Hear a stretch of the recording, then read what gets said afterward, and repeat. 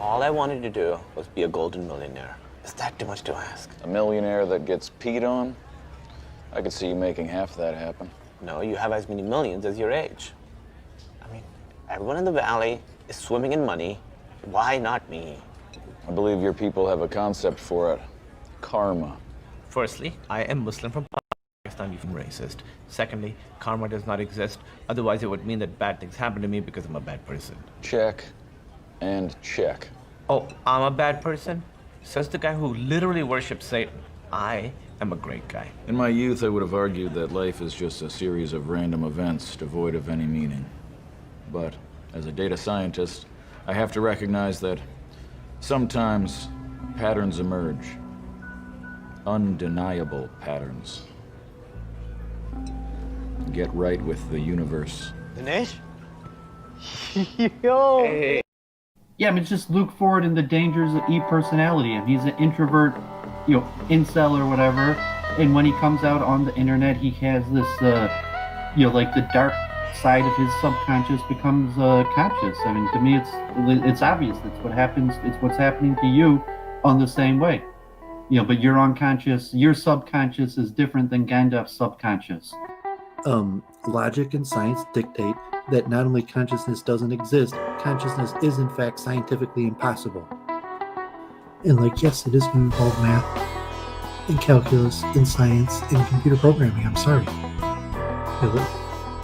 And have different implications of the process with the connection between the levels of a person's soul and how it reincarnates. But I'm not going to spur on the issue because I'm not a woman. It's not my issue. About how one day you're going to fulfill the Canadian dream or the American dream. So you watch Seinfeld and say, I could do it. I'm going to go out tomorrow and go to work and have a great day, and I'm going to be successful. And one day I'm going to have my own apartment. I'm going to have my own parties with my own friends over, and I'm going to have my own possessions. I'm going to see things that I want and just buy them. Yeah, but that's just so to say, a worthless opinion of yours.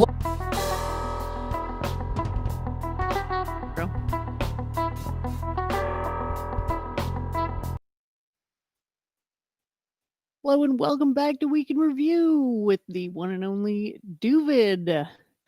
I am your host, Church of Entropy. Very happy to be here with you on this Sunday evening. Over to you, Doooovid, for the introductions. Hey, good to be back, everybody. And had a pretty good week, I guess. COVID-19 is pretty high, so almost nothing going on. All my shopping online, curbside pickup a few times. I went to pick up a prescription for my mother. It was the only time I was indoors, someplace else besides my parents' house. It's getting, I apologize, I have to sneeze. Oh, maybe I don't. Okay. But yeah, COVID-19 is getting pretty bad, and people are dying like 100 people a day here in Michigan, although it's been like that way for a week. The 10,000 new cases every day. So things are basically shut down. I think I talked to Luke once this week, and Luke is now like not even on YouTube. So he's doing D Live, and He was back today very briefly. yeah, so He only had about 6 viewers. Like on on YouTube. Yeah. Just today, like super brief, but as far as I could tell, he took the stream down. yeah, the less he streams, like the longer it takes to build up an audience. That might even, take him like 30 minutes, an hour to build up 10, 20 viewers. And it's a tough environment, so who knows what he's going to do. And I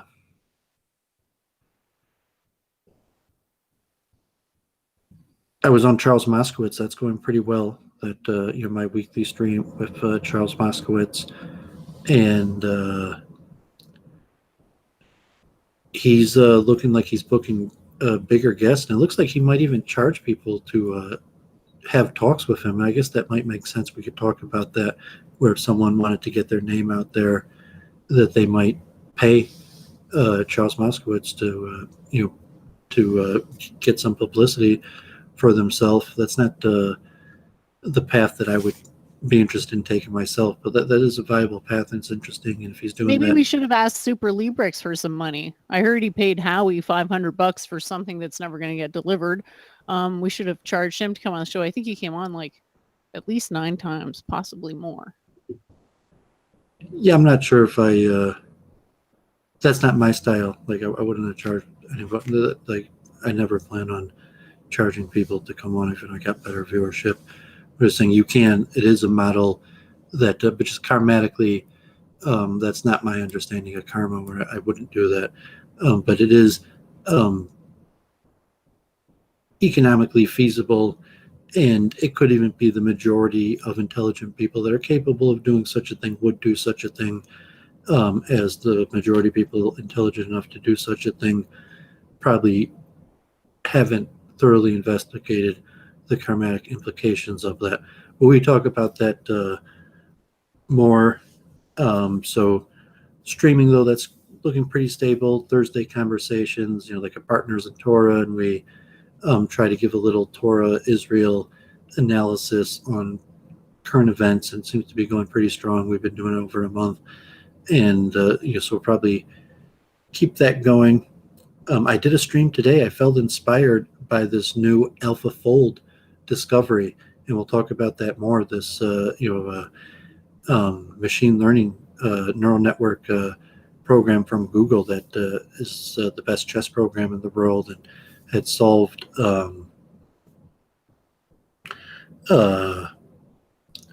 not solved, but beat the world's best players, the world champion at Go, and has now been put towards more solution-based tasks, and as supposed solved to some extent a protein folding problem. We'll talk more about that. I think Jennifer might have some visuals. So that inspired me to move forward and do some streaming on the multiple truth hypothesis. So I did a stream earlier today. I read some papers, went over basics of deep learning, machine learning, neural networks.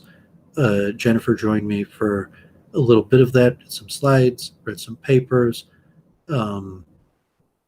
gave a lot of definitions. So it's pretty interesting that this could be a pretty major discovery with wide implications, and is right in line with some of the things I've been saying, that solutions to problems that had seemed to be out of the grasp of humanity, and the only hope was to turn it over to the machine, that now the machine is producing a method to start solving some of these complex problems, and how that relates to the multiple truth hypothesis. If you want to give your week in review, Jennifer, real quick, I actually can make myself a coffee. Hey guys, what's going on? Yeah, so my week in review is pretty pretty unexciting probably for the onlooker. I've mostly been writing, and that's been very exciting and interesting. And I started writing in 2017, and it was kind of interesting, but it was hard to really get somewhere. And the practice that I've had in the meantime has really helped me write sort of more concisely and better. And we all know the subject matter is really challenging, so um, it's interesting to see everything kind of build together based on other things that I've had the honor of becoming familiar with. For example, Doooovid did a stream earlier about AI and specifically something called neural nets, which is a particular form of AI. And that's sort of getting closer to what you'd think of as a quantum computer. So throughout our discoveries today, hopefully people will understand that the discovery and usage of quantum computing is not going to be a singularity type thing where someone's like, here we go, I got my quantum computer working. Like, I don't know if anybody heard about the Chinese discovery of alleged quantum supremacy, that they have a light-based quantum computer now that can compute the frequencies of light. So we'll realize that, well, actually we were using some of these quantum mechanical ideas for a while before we actually made it into a quantum computer. And then we're going to have to start asking ourselves, well, at what point is it actually a quantum computer? If I take MATLAB and I code that's transistor based, but if I use a simulator to emulate a quantum waveform, is that quantum computing? Well, it's hard to say exactly where it starts being quantum computing, but you get into this idea of neural nets where the AI is modeled after the mind, which is what Aiken was talking about he was talking about a circuit, that they were missing something in that circuit, and it was a perceptron. So the perceptrons are integral part of the architecture of this specific type of artificial intelligence called neural nets, which are connected. I don't want to say directly connected to what I'm doing. It's an interesting way to get around the problem of computation, but it's not quite the same nature of the solutions that I'm offering, but it'll converge because we're converging to the same thing, the scientific method. So that's mostly what I've been working on this week. And I got to go on Doovid stream. And other than that, I did some painting because my gardens were in disrepair. So it's been a great week for me. Thanks for asking. And we can go on with the show now that Doovid is back. I think you're Yeah, so why don't I do a chant, and this song is a Sabbath song, and in most congregations it's in the prayer book to be said on Yom Kippur, the Day of Judgment, and it's not even one of the prayers that it's one of the optional prayers that very few people would actually say. The opening Asbiyom Hashvi Nachata. Then on the seventh day you rested. And it's long. It's about 25 stanzas, and it's slowly chanted. And when I was in Jerusalem, I used to go to this rabbi that told us, Avram Yitzchak Rebbe, and he chanted this every single Sabbath with a congregation, like hundreds of people. And it was a slow tune that probably took like 10 minutes. And then the last line went into a quick tune. And the quick tune comes from the Sklena Rebbe, who I've talked about before. The slow tune comes from Vishnitz. And let me just look and see the origin of the Shir HaYichud, which I think is also related to another prayer that's said by most people on Sabbath. From Reb Samuel Bar Colomius, who lived in Speyer, Germany, from 1120 to 1175. known as Reb Shmuel HaChassid, the Devout One, because of his righteous dedication to a Kabbalistic code of ethical, pious behavior and divine service. The forerunner of the Hasidei Ashkenaz, a group of outstanding people that stressed the strong and simple faith that sustained the Jews of Germany in all the horrible ordeals of the Crusades and their attendant persecutions. So it's a famous poem that survives from this famous rabbi. And so it starts out, it's a repetition of a pretty simple tune. Az b'yom hashvi nechata yom haShabbos al ken barakta. So the whole thing basically repeats that tune. It has a higher version. For some reason, the rabbi and a lot of rabbis on this tune repeat one stanza from it over and over again. And let me just... I have a different version on my YouTube page also. That's a popular mantra on my YouTube page. Hativoisu mi'oid the rishonim kain seitiv gam liachroinim. You are exceedingly good to the early ones. May you be so good to the latter ones. And the rabbi would, sometimes it would break into call and response, and sometimes the rabbi would chant this mantra like tens of times, even like 10 minutes. So just chant it maybe like 2 or 3 times, get the tune and the feel, and then how that leads into the quick tune at the end. Tivoisu mi'oy l'rishonim kain seitiv gam l'achronim. Tivoisu mi'oy l'rishonim kain seitiv gam l'achronim. And so it's basically just a 2-part tune with the second part very high of the slight variation of the first part. And the last 2 stanzas of this have a different mantra that a few, like a part of 2 different stanzas is put together for a famous Hasidic tune from the Sklender Rebbe. Vesumi Nisaper Tehilasecha Una Halil L'Shem Tifartecha. We shall always relate your praise and laud your splendorous name.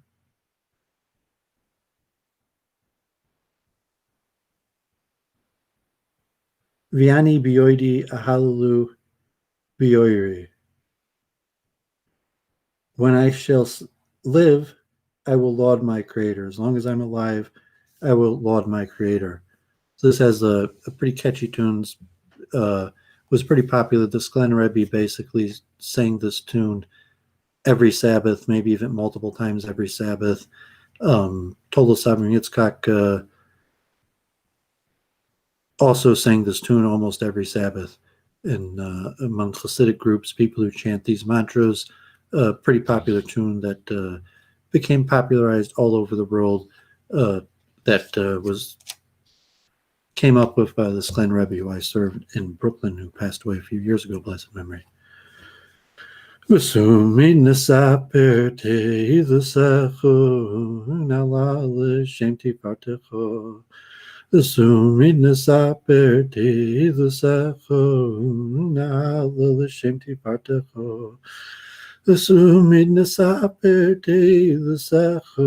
Unal Hashem tifartecha, v'sumid nesaper dilusecha. Unal Hashem tifartecha, ahoy v'yani beyoidi. Hallelujah, hallelujah, behoiri, oy, oy, oy, oy, oy. Hallelujah, hallelujah, hallelujah, hallelujah, boy.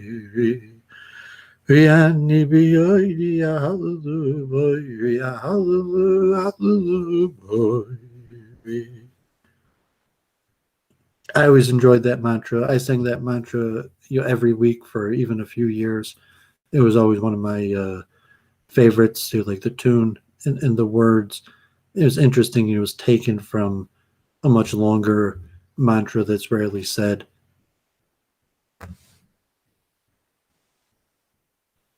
Well, thanks very much for sharing. And I think that sets a great tone to start off the show. So I think Gandalf did say he wanted to come on, and he's out of his house right now. But when he gets back, he's gonna. I think that's in about an hour. And other than that, Spacepan's in the chat. He might want to pop on and just say hi. He asked what we've been talking about lately. Like you said, we've been getting more.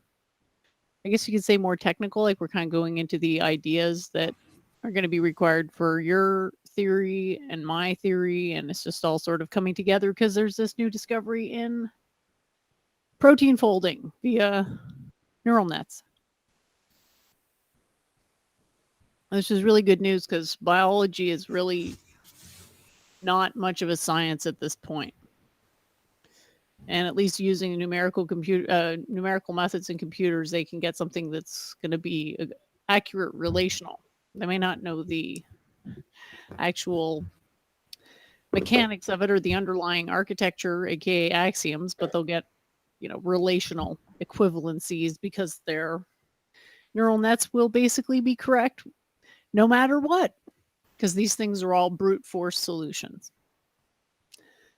So that's what we've been talking about, but also Doowovid's been bringing up the COVID thing and just general, I don't know, I'm always sort of studying trends and what people are talking about. So I watched your most recent show. Your shows always seem to kind of be the same, just like a chill vibe of more or less social commentary on a couple of news articles. So I'm not really sure how that fits into everything. Oh, there's Gandalf in the chat. But yeah, it'd be interesting just to see what your impressions are. I hear you're back in the States. So it's just good to catch up with people and see what they're up to and sort of build up the community. Mark Smith says his week was crap. Sorry to hear about that. Hopefully next one's better. Where do you want to start off our chat today, Doowovid? Well, if Gandalf wants to come on right away, that's fine. I think this alpha fold might be really big news. And I was mentioning Wolfram in terms of computation being more important than science. Just closely answering questions and looking at AlphaFold as a method of not solving meanings, but just producing a method to produce the correct answer. And this might be a huge advancement. And some of these esoteric things I've been mentioning related to truth, you could see coming out. So I knew this because I follow chess and gaming. I'm a math geek, but mainly because I'm a chess player. And I grew up with, as computers were slowly becoming better than the top humans. And for a period of time, I myself was better than computer programs that, someone might, have got a chess computer program and I might have been able to beat the computer program, but that ended very quickly. And now, even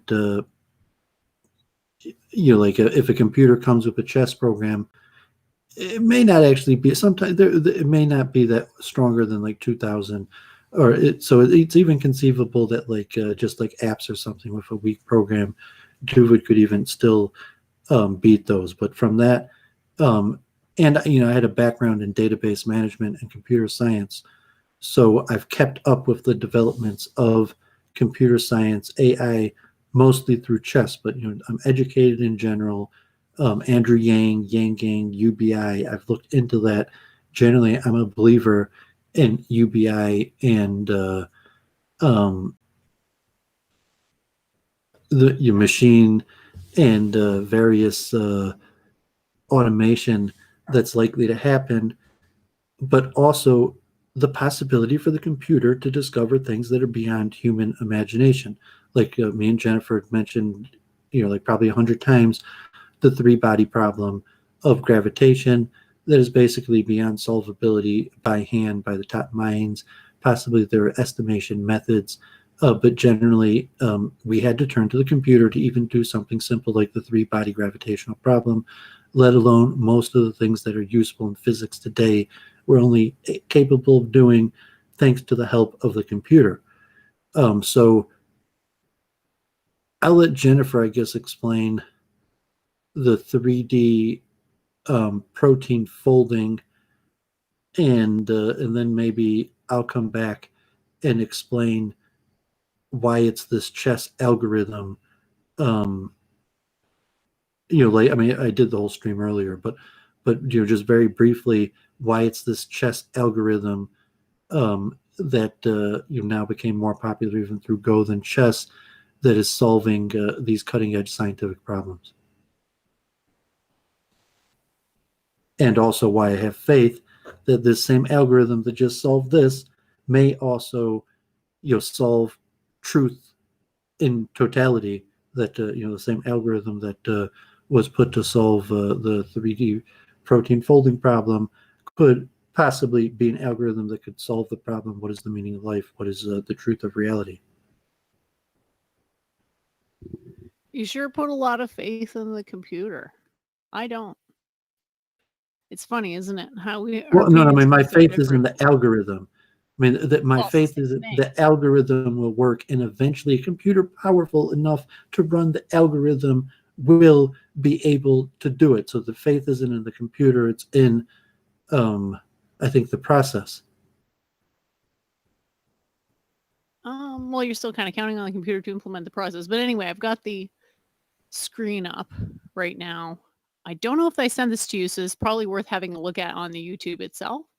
I think I just sent you the diagrams.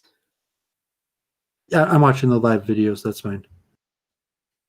Okay, awesome. So just keep these in mind. The one that's on the left-hand side and spinning, that's DNA, but that's not what it looks like in vivo. That's what it looks like once it's been sort of hammered down to its basic, what you could call a backbone structure. So what have I got here? I've got some images. Here we That go. image is just regular DNA. That's not protein. No, it's not. Well, there's yeah, there's no protein in that. It's just DNA. I just really like the diagram. Yeah, it's an example of how represented like a one-dimensional structure, a line. If you put it in the the notation letter, a DNA sequence is just a line. Versus the helix, two-dimensional to three-dimensional. So the double helix is already a three-dimensional structure, but the double helix folds upon itself in really countless ways. That is going to be thousands, maybe even millions of folds. DNA string is very long, and all the various folds, there could be millions of points of fold within the strand. So also a protein, a polypeptide, that could have thousands of polypeptides and could fold at thousands of different points, and create basically an infinite possible structures.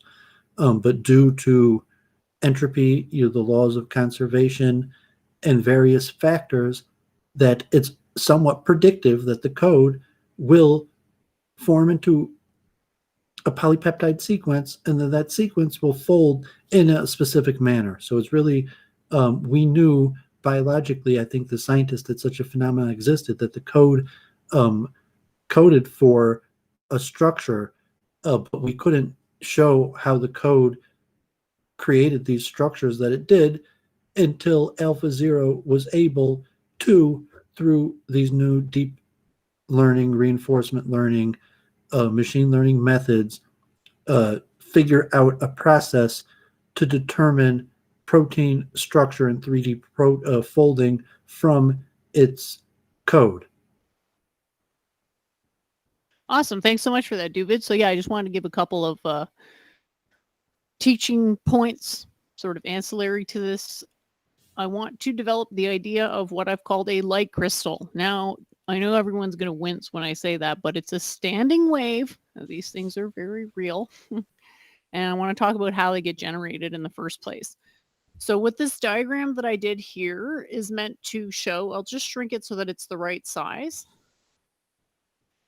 So that we can actually see everything on it. So what it's meant to show is if you start at the top left and then you go down, you see it's a progressive reflecting of a point light source. So it's approximately a line, even though we kind of know at the back of our minds that photons travel in spheres, but we can't really visualize spheres very well. So we start with an easier version, which is a line. So this is a basic idea from optics is the domain of physics that this would be part of. So the idea is you have a source of light going into a little machine with a tiny opening, which is called an aperture, and it reflects once, twice, 3 times, and so on and so forth. So the idea that I'm developing here is that it is possible that it doesn't actually get out for a really long time, and maybe even possible that it doesn't get out at all, i.e. that it's totally internally refracted. This is basically how your eye works. Your eye is like a more advanced version of the refractor here, which is just meant to be depicted as a simple mechanical refractor because we're kind of talking about the interface between human consciousness and computer quote unquote consciousness, but really the connection, the solid link between our consciousness and computers is computation. So this is the idea of total internal refraction and light's coming in, it's not getting out. And eventually it's settling down to what's called a standing wave. So it's still vibrating, but its overall geometry isn't changing over time. And that's because the refractor, aka the body, is pretty much always the same size. All right, so on to the next one. And this is starting to get to the point of where it actually connects to what we're talking about with this development and protein folding. I'm just going to move it a tiny bit so that we can see the whole thing. Okay, great. So what I'm depicting here in this diagram is the type of body that the animal has. So at the first one, you got a very simple single-celled organism. The associated waveform is what I call nested sphere. So a sphere inside a sphere. And that's sort of other than the pure sphere, that's the second maximum entropy shape. Approximately constant size for the associated body. So it has to recycle its energy into itself. And so the first harmonic of that is 2 concentric spheres, which is the waveform associated with a single-celled organism. Next, you have the 4 spheres nested inside a sphere. So as the energy gets more and more and more and more dense, you can imagine it starts to fold in like a torus. So as it's folding in, it pops out another spherical looking thing in the middle, but that is not very stable because remember, it's always in motion. So that the shapes that precipitate are only the ones that their distributions remain constant when they're in motion. So these 4 spheres nested inside a sphere, those 4 spheres can oscillate within that larger sphere and never go outside of it. And that's the basic idea between the lungs and the heart and that whole pump action that generates your basic body tissues. And then you have another harmonic, which is caused by the squeezing of the basic form against the spinal cord. That's what it's there for, is to constrain all that energy. So how does this relate to protein folding? Well, it's all essentially the same quantum mechanical mechanism. And we can infer the size of these waveforms. How do we figure out how big those waveforms are? Well, we look at the size of the body. Because we know that it has to be inscribed within the top of the head and the bottom of the spine. So we already have that info, boom, right there. And we can infer things about the harmonics because they're determined by wavelength, which is determined by size. Sorry if that was a little fast. And I also have this awesome meme here that was just sort of my intermediary meme before displaying the new thing. So what I wanted to talk about here was kind of getting a visual for what's going on quantum mechanically. We're almost at the point where this is going to link up with the neural net thing. So on the left-hand side, we have this spinning sort of defoiled or decurled DNA. It's still curled relative to itself because there's, I want to say it's bihelical arm, but do you know the name for the geometry of the DNA? Do they call it a double helix? Yeah, that's the Watson and Crick famous double helix structure that Right. you had. Right. So I've got the spinning double helix. So that one, in some sense, is still dictated by a sphere, because you think of a sphere compressed and then it starts to have toroidal motion coming in through the center. Well, there's your toroidal motion. There's your architecture of massive matter built up around your cyclone of a torus forming from a compressed sphere. So we have this other diagram here that I wanted to superimpose some diagrams. So this is no longer meant to, this doesn't represent a cell. This represents a pump action waveform. So the waveform isn't always the same size. It can get bigger and smaller. And when it's fully distended, that's when it's biggest. And when it's fully compressed, that's when it's smallest. But that's just one subset of your total quantum mind, right? Because this is something that's so precise that it can do it on an individual strand of DNA. So it can go pump, open the DNA, get everything out of it, and then pump it closed. And that shrinking and growing image is DNA, not protein, but it's pretty much similar. You can predict general things about, you just have to start with the actual size of the molecule, and then you'll see, and then you inscribe a sphere, and then you look at all the harmonics of that sphere, and then you get your overall energetic harmonics that represent the total energy of the associated waveform. That would be the quantum mechanical approach, but why are they getting the right answer in these neural nets? Well, what's the evolution from standard AI to neural net? They're modeling the system in a sense more quantum mechanically than their predecessors, because they have gated potential transformers. I'm not sure exactly what it's called. I have to look it up, but that there's something that the way it transitions, because first of all, it's layered and it transitions in a way that builds up a certain amount before it gets triggered. Sorry, I'm forgetting the word right now. And that is a lot more like quantum mechanical transitions IRL than just a simple standard computer simulation with no architectural presumptions. So these architectural presumptions in the neural net that are not there in the general AI, that are specific to the neural net, allow it to emulate quantum reality more accurately, thereby converging to the correct answer in spite of having no clue about anything about the structure of reality. So that's what I'm just going to look up the term I wanted to say. If you can just talk for a few minutes, Doowovid.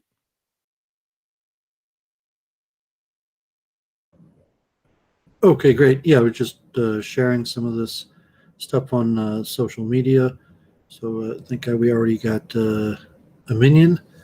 But yeah, so we'll see when Gandalf comes on if he has some insight onto the implications of what's happening here with AlphaFold. That some people are hyping it up like this is big time. That like JF in his phenotypic revolution, this is essentially the beginning of what he was talking about, where you see that the computer was able to be set to solve a problem that couldn't be solved by the human mind, although the human mind appreciated the problem existed and that it was solvable. We just didn't have a method to do it. And we couldn't even think about how to program a computer. It was so complex that we couldn't even program a computer in a way to approach the problem. However, with the machine reinforcement learning algorithm, the computer was able to derive a relatively accurate, close to 85% solution to the problem. It did not devise, so to say, an equation, a solution to the problem. It didn't solve the problem in the way of science. It computationally figured out a method to solve the problem with a relatively high degree of accuracy. And that's just a statistical method. And that's what we talked about with Wolfram and his method of computation, that what is truth. And when I talked about um, reinforcement learning, supervised and unsupervised, on the stream earlier, and Jennifer knew a reasonable about that also, that you could assume that there is such a thing as metadata, but it's possible that there's just data. And I read the paper about the brain processes, and it could be that there is neural networks of higher level abstractions to understand how things work.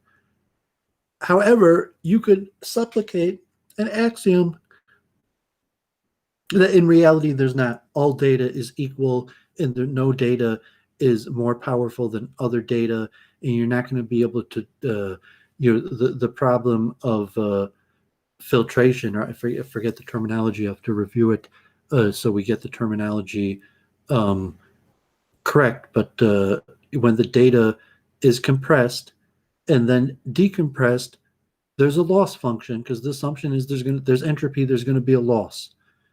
And we could calculate the loss, we could compensate for the loss, but it's going to be there.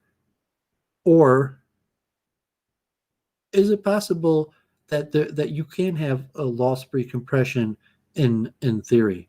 And so it's interesting. You have there's such a rule as entropy in information, is that you can't, even in information, have loss-free compression. Well, in theory, you could, if you could transcend the measurement limit, because you could reconstruct the signal with an incomplete signal. If you knew the unified field model for the total signal, for the set of all signals, you could reconstruct a signal based on what you could describe as the fundamental node of the matter wave equation, because all the other harmonics are linearly dependent on the fundamental matter wave equation. That's the one that's the holy grail. That's really hard to get, and that's what they're getting. They're getting the de facto matter wave equations through these brute force solutions, aka neural nets.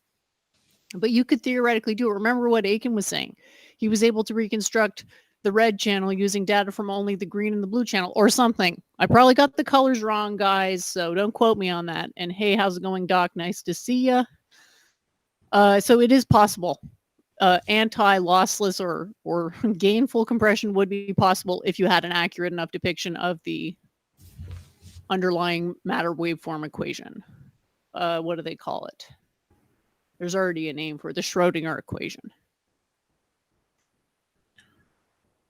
Yeah, thanks for showing up, Thomas Sherman, who I guess found me from Charles Moskowitz, and he has written a book called Piethology, which has parallels to the multiple truth hypothesis, which is an approach of spiritual morality in a systematic way, looking at the various systems. I think he believes he's largely classified as a Catholic, but he wrote a very interesting book that he forwarded to me. So I'm not sure if it's streaming technology or if he's going to be able to hop on at some point if he has Google Hangouts. But hope he does at some point. But appreciate him sending me his book, and I did read through it. It's almost 200 pages. Very nice systematized analysis. A lot of precursors and even the fundamentals of the multiple truth hypothesis. I think the multiple truth hypothesis was basically created as a solution to a lot of these points about epistemology. And so the multiple truth hypothesis is an overarching way, like Jennifer, what she was just mentioning, the method that in the possibility of having compression and decompression without loss in a theoretical system. And it sounded almost multiple truth hypothesis-esque, because you're breaking down a theoretical complete system, and the complete system has an infinite amount of potential axioms and infinite amount of a whole bunch of things. But within this infinite space, you could still create predictions and computations. And to say what is true, and I'm not like necessarily Wolframian,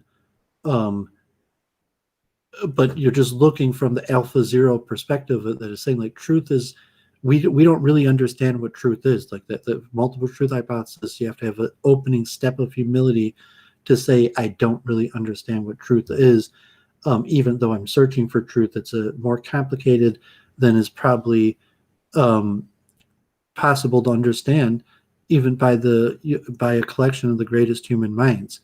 And so you need a systematic way to look at truth, and that systematic way has to recognize that you're going to have to build systems based upon axioms, and those axioms per nature are going to cause conflicts with other systems because of the logical outcomes of the various. Maybe I didn't see it yet, or if people did, or Jennifer wants to analyze it, that's fine. But a theoretical framework to understand where these axioms exist, and then to analyze how's the computer going about it. So we know that the computer is better at a lot of these things than we are. And so we could analyze that we believe that the computer has given us a pretty accurate solution, and even have a percentage accuracy to this protein folding problem. So to say that this computer engine could make predictions that are correct within a certain margin of error, and that's basically completely understood and predicted for. We don't know how the computer does it. I mean, we know because we programmed the computer, and like I went over on my stream earlier, the type algorithms and functions that go into a computer program. I hope to cover a lot more of that. Hopefully, if Jennifer has interest, we might do quite a bit of that on Week in Review. However, the computer that just operates maybe on a few hundred lines of code, then through reinforcement learning or through taking in data, makes its own calculations and systematizes a method to search for a solution. So if it's like chess, it can't solve chess, it can't solve Go, but it could create a method for playing that's superior to other methods. And for solving like the protein folding problem, why even an AI engine like that would be the one that would go about it.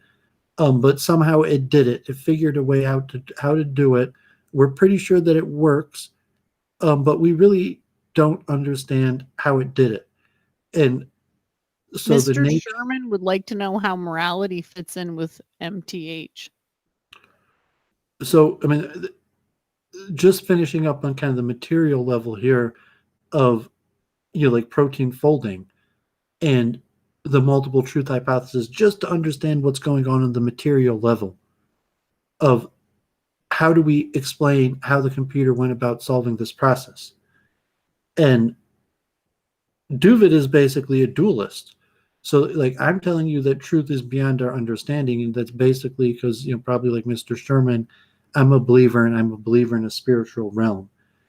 And the multiple truth hypothesis would be a system that would also work for spiritual and dualism, because you could have axioms about the spiritual realm, and you could have axioms about the interplay between the spiritual and material realm, and you could have predictions based upon that. So, for example, if it's the Vedic guna system of goodness, ignorance, and passion, or if it's a Kabbalistic system of the 10 spheros and 4 worlds, or any various cosmological understanding of how the various forces interact and interplay between the spiritual and material realm, you could devise that into a system of axioms and make predictions based off of it. And that would be substantially more complicated than protein folding, because protein folding is just a phenomenon in the material realm, let alone a phenomenon that has an interplay between two different realms.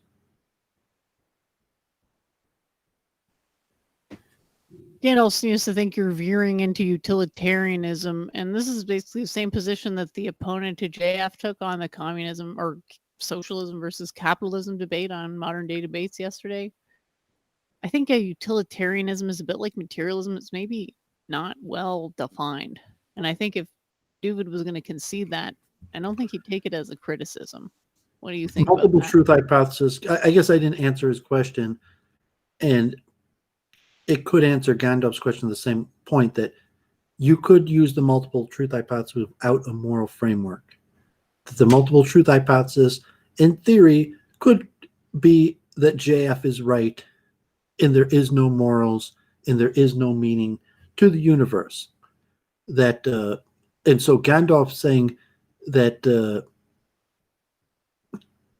I don't think he understands the mathematics behind it in saying it's a probability. It's a recognition that there are multiple various possibilities to explain what the truth is, and the axioms of those conflict.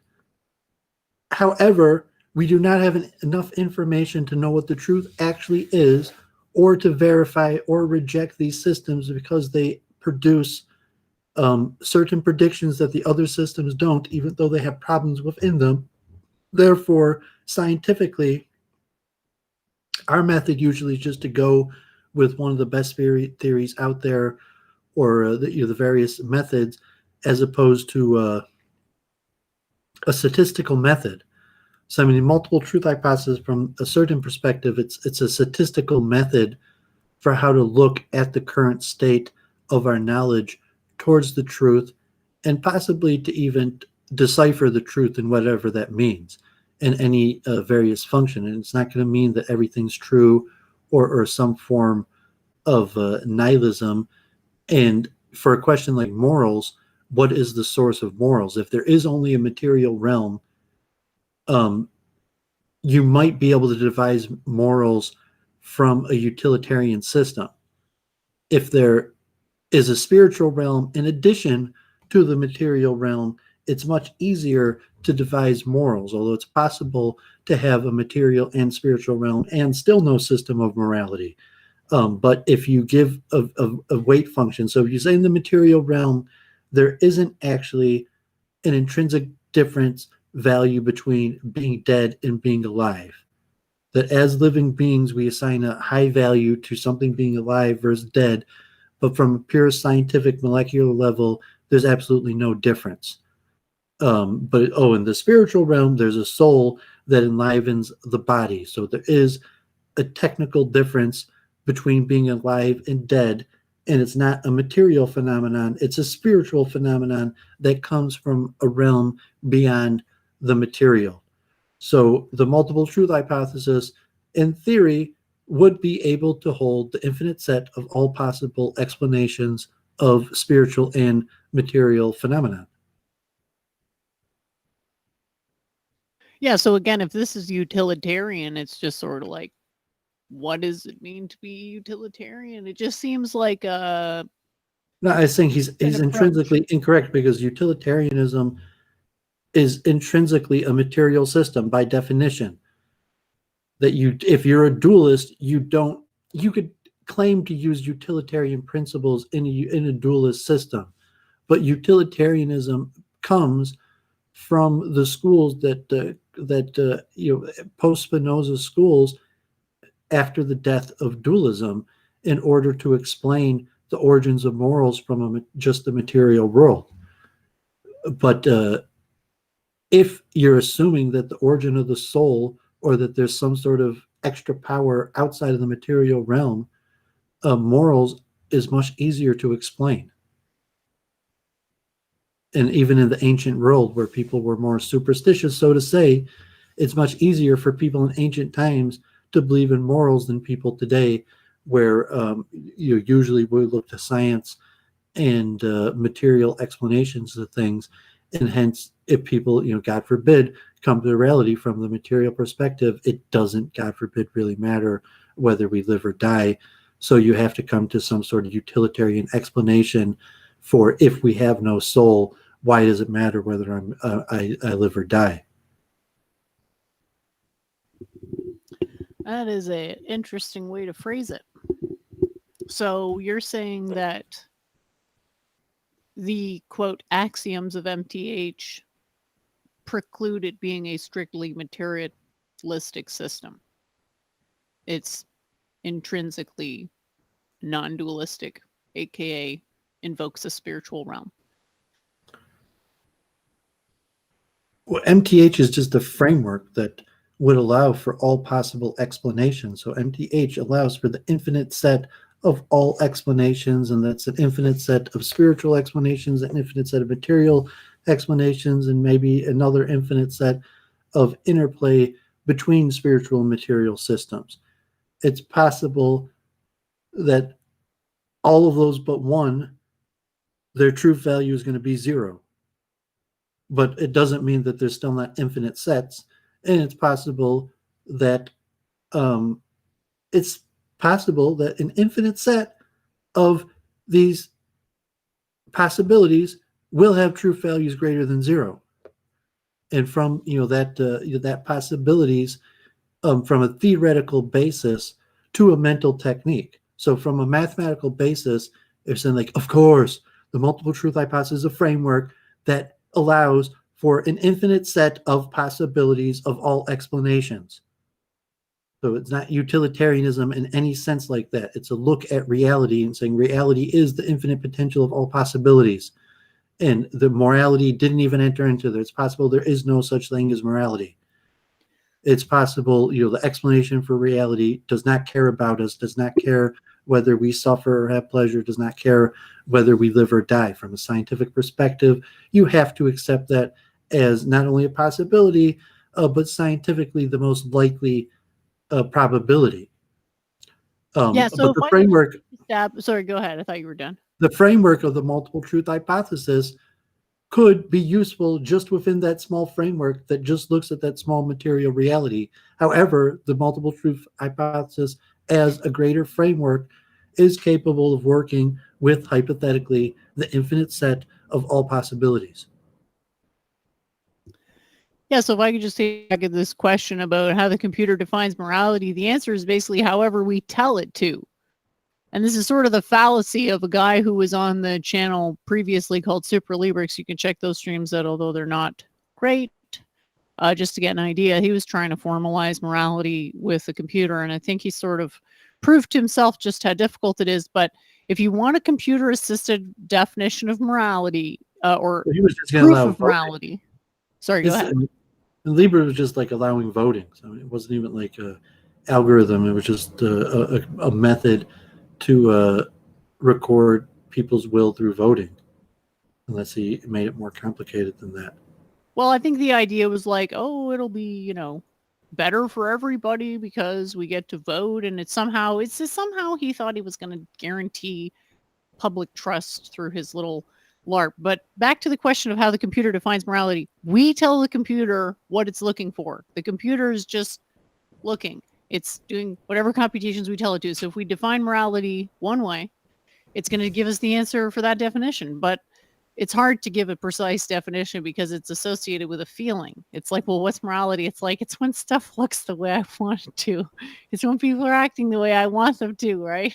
Like, we have a hard time defining precise things like that, like putting morality into a logical formalism that everyone's going to agree with. That's what I've attempted to do in this article, which I've linked in the chat, but it's a difficult endeavor because you need to invoke axioms, right? Any information on positive assertion has to have axioms. So I do invoke moral axioms, and it's down to whether the reader agrees with them or not. So the computer can really only solve one class of problems, and those are the problems that we can define for it, which is why stuff like quantum computers doesn't mean much if the person operating the thing has no clue what the heck they're implementing.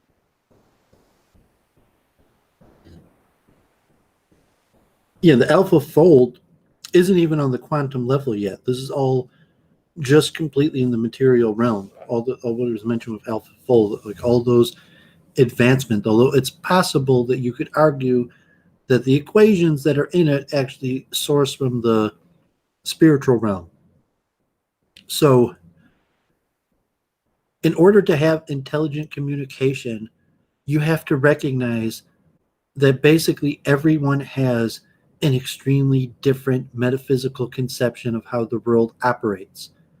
And you could communicate because people have enough similarities that, just because we have a different conception of metaphysics that we still agree on, what's red and what's wood and what's a car, and even the fundamental laws of physics, or even the laws of economics in the nation.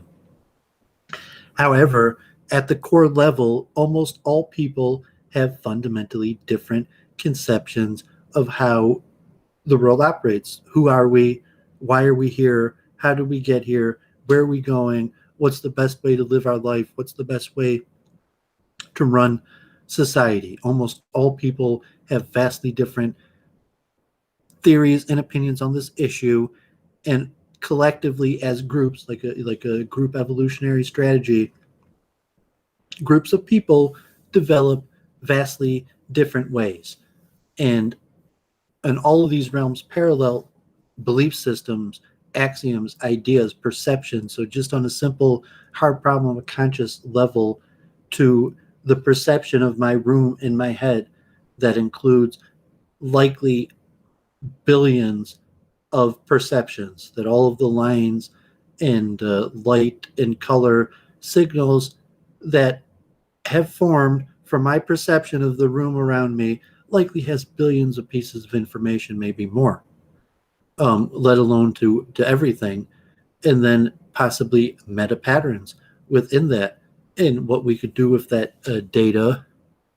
And so when me and Jennifer communicate, we're both intelligent enough to know that we differ. Like we say, like we agree about what most people disagree about, and we disagree about what most people don't understand. And on a certain level, that we say, yes, like, okay, I appreciate that you have a metaphysics that understands the reality in a certain way, and this system has it in a different way, and therefore we make different predictions. And it has various pluses and problems, and can resolve disputes, and can get to the actually solve problems, and debate, and have a proper debate, like in theory. And The HOEP project wanted to know if multiple truths are isomorphic equivalent, then are they discrete truths? multiple truth hypothesis is just kind of like a mantra. So there's going to be a mathematical truth discovery function that's going to be like, I'll call the equation the multiple truth hypothesis equation, but it's kind of like a mantra, just like when we were doing it earlier, there's a greedy function. So I mean, why is it a greedy function? Because because it takes as much as possible, it takes as much as it can. So I mean, so there's some logic to it being called the greedy function. But at the end of the day, like I'm going to have a series of equations that allow people to test axioms and systems against each other and create a truth value function from that. And I'm going to call that the multiple truth hypothesis. But as a mental technique, the multiple truth hypothesis is to have working policies that we saw from the machine learning, we call them policies, that might conflict but work. That I have a whole bunch of policies that I've derived mostly from trial and error, or possibly from learning, like from a guru. What does a guru give you? A guru gives you, policies. I mean, you're saying patterns that are superior to the patterns that you have, a policy to live your life by. And if you accept what the guru told you, that policy that the guru gave you, you will have a better outcome because there was a superior policy to live a person's life by. However, these policies might appear to be contradicting sometimes, and these policies might actually be contradicting sometimes. They might be based on different axioms, and you might have different gurus with different policies. And sometimes you can't follow two different gurus because gurus have different policies, and policies contradict. But like multiple paths, multiple truths. So multiple truth is how I like to call it. It's kind of like free will. I like sticking it like, yes, free will. We have free will. I like saying those terms, maybe specifically because it irritates people like Jennifer and Gandalf, and because I'm trying to prove a point, and they're trying to prove a different point, and saying that also multiple truth hypothesis is me trying to prove a point in the moniker that I gave to my idea. However, as a mental technique to anybody, you just understand that yes, just because you have two different perceptions about how things work and they contradict does not mean you can't work with them both at the same time. And I think anybody on any level could get that simple point that just because you have two systems that contradict each other does not mean that you can't work with them both at the same time. I might be worth going into giving a definition of what exactly it means for something to contradict something else. Because I don't think it's very common that axioms will literally contradict each other, but they can effectively contradict each other. So I'm just wondering if you could talk about that a little more. Well, I mean, my haters aren't here, but so let's say that Doooovid, you can't be a Hare Krishna and an Orthodox Jew at the same time. That's like idol worship.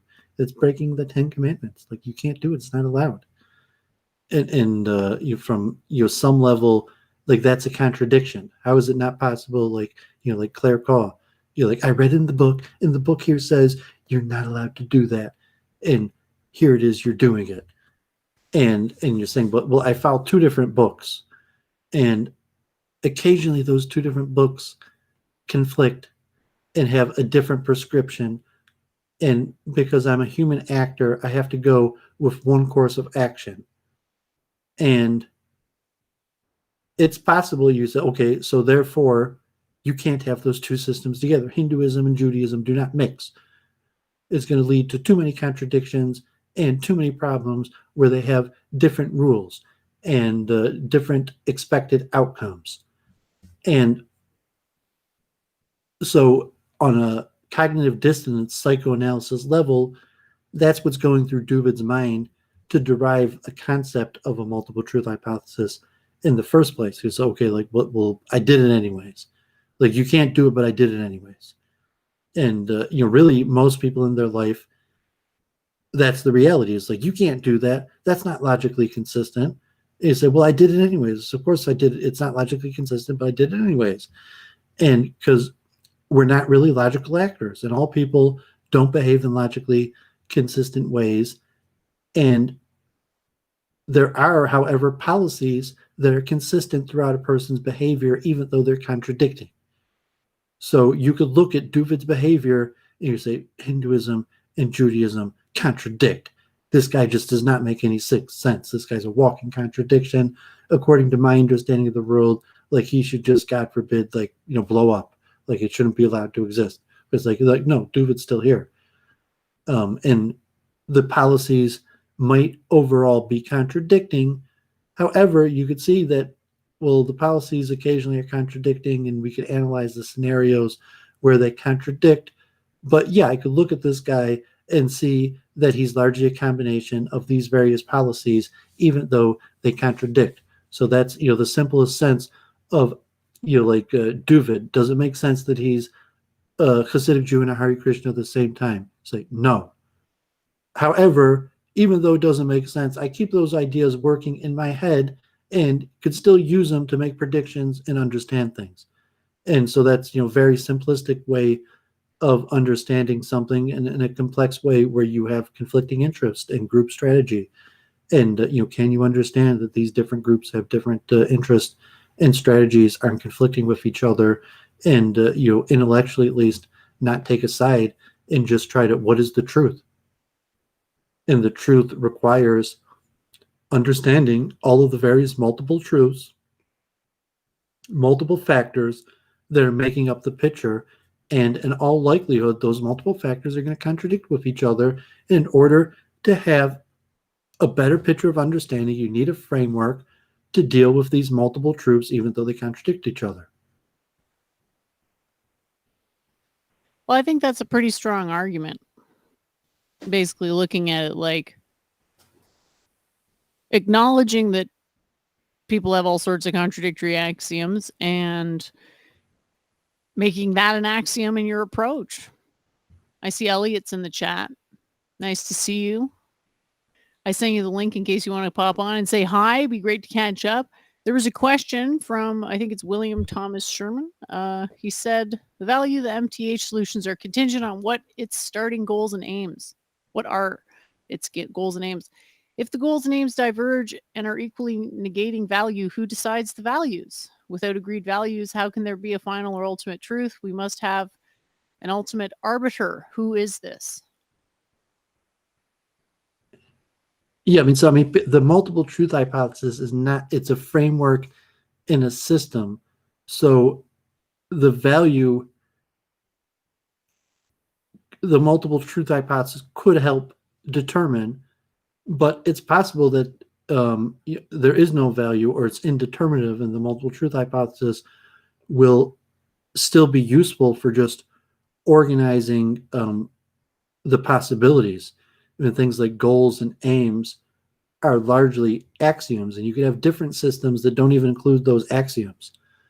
And so the larger framework of the multiple truth hypothesis is a recognition that truth is beyond our understanding. Because if you're just looking of, let's say the greatest minds in the human existence, like Jennifer and her 20 names or 30 names, and let's say you can make it 1,000,000 names.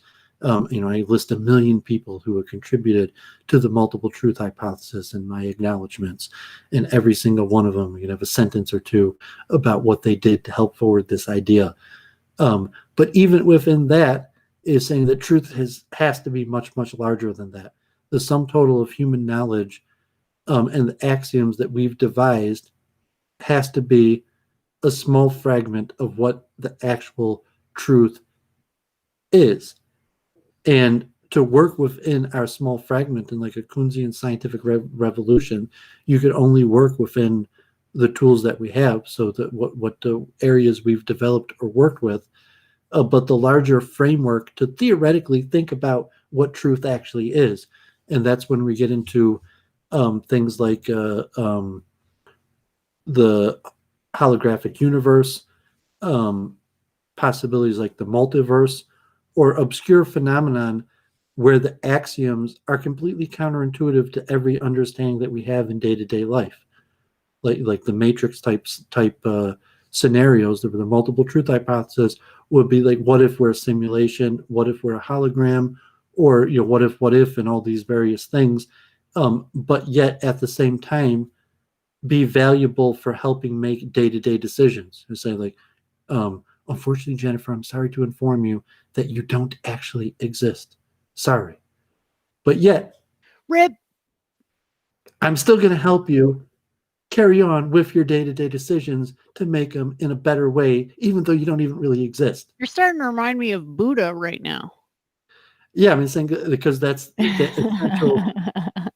Well, because that's what caused the multiple truth hypothesis, and even to. I like it. It says a to lot a Jew, about. it's purple, but I'm saying Yeah. but to an Eastern, it's Buddha, the multiple paths leading to the same place. However, it's a framework of metaphysics, and it could be expressed mathematically that doesn't have to include morals, and just say that it's going to be a method within the infinite realm of all possibilities to use statistical methods to estimate values of what we're going to call truth value or truth function in the greater search for truth. Can we estimate how valuable this information or these patterns that we've recognized is in the greater scheme of what truth is? So, Steve, the HOEP project, Absolute Universe Truths Are Beyond Our Understanding. Bro, that statement is self-contradictory. Because if that statement is true, guess what it indicates? A universal truth. But if they don't exist, your statement's not real, bro. Please. So I just mentioned, like, from a Bayesian point, or even when I was mentioning from the alpha zero programming, like for AlphaFold, what I went over on the channel is that basically you break things into discrete units. And as we represented, you have states and action. And a state is your best representation of the current environment that we function in. And the state is built upon patterns that we've built up in the past. And then there's actions that could be done in the current state the list of possibilities that me as the actor in this current state has a list of possible actions I could perform, like a free will, phenomenon, my list of possible actions, and then there's a feedback loop because the action occurs with an actor in an environment, and the environment reacts and reciprocates to the person's actions. And this parallels basically completely Hindu thinking. I said this on the stream earlier, that's probably why Indians and Hindus dominate IT, because it the understanding of IT and databases like largely parallels Vedic theology, but this understanding of how the computer goes about interfacing with nature and an understanding of the environment,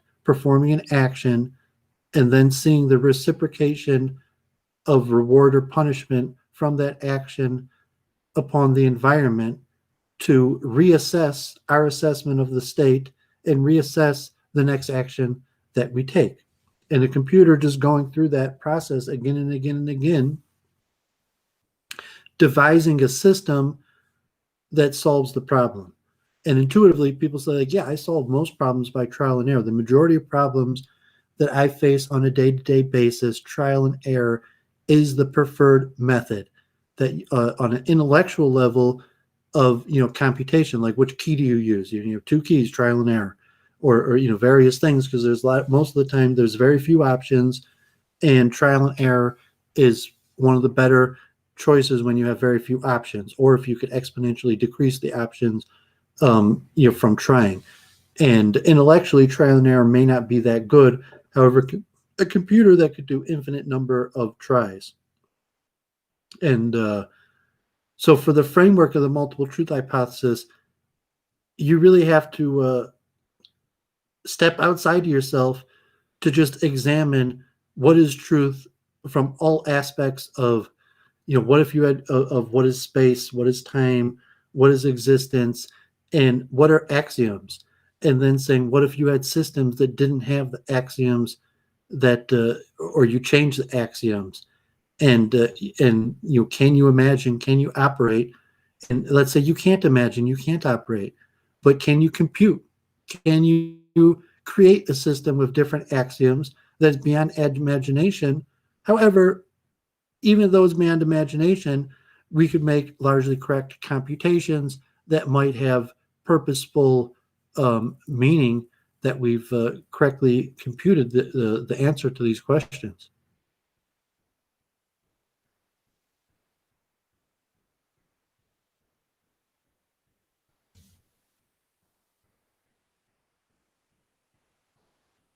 Sorry, you made a really good point. I was just trying to recruit more viewers in the JF chat. There's a lot of really interesting questions coming from Mr. Sherman. So I'm not sure if he seems to be still asking the same question. I'm not sure. Did you actually invoke God? Because I missed it if you did. I don't know if you want to take a look at his questions and give him a response. Because I think there's two things. I think he wants to promote his own stuff. I'm not sure he's really trying to ask me questions, but he's trying to promote his own theories or understanding, which is fine and good. I appreciate that. Or he's misconceptualizing what I'm trying to do, because the multiple truth hypothesis is a framework that works for different systems. So I'm not trying to invoke anything. I'm trying to invoke a framework to understand the truth. And it didn't mean that I found the truth, or that this method has been set in place and is going to go in a certain direction and say that this is the truth. It's just a framework for looking at the truth. So the use of that framework to produce a result or make some sort of conclusion or a pattern of what we recognize in our society, that's possible also. But that's that's an application of the multiple truth hypothesis. And so the multiple truth hypothesis is functioning on a more theoretical level, and it's more a tool for a person to work in their head and recognize that I don't have to answer your question. I could work in my head with multiple possible answers to the question you're asking. So that's the point of the multiple truth hypothesis. I'm not going to answer your question. I'm going to leave it unanswered, and I'm going to compensate by recognizing that the answer to your question, that there's multiple possible answers, and I'm going to build up a framework upon each of those multiple possible answers and keep them all in my head at the same time.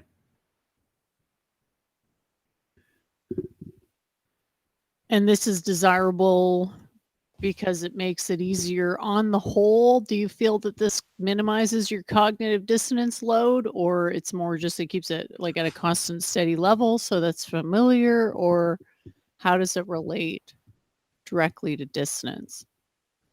Well, I think people naturally minimize their dissonance. So if this is what I'm doing, it's probably from a natural lower energy state by definition. So whether I intentionally through my free will chose to do this, or whether I'm just explaining the natural lower energy state that I am residing in due to processes that are beyond my control. The way it strikes me is that you have a strong intuition for the complexity of quote unquote real answers. So you're trying to give a framework for people to like, you know, when you drink water before a meal so that you can fit more in your stomach? That type of, that's a bad metaphor, but that's the only metaphor I can think of, but you kind of see what I was saying.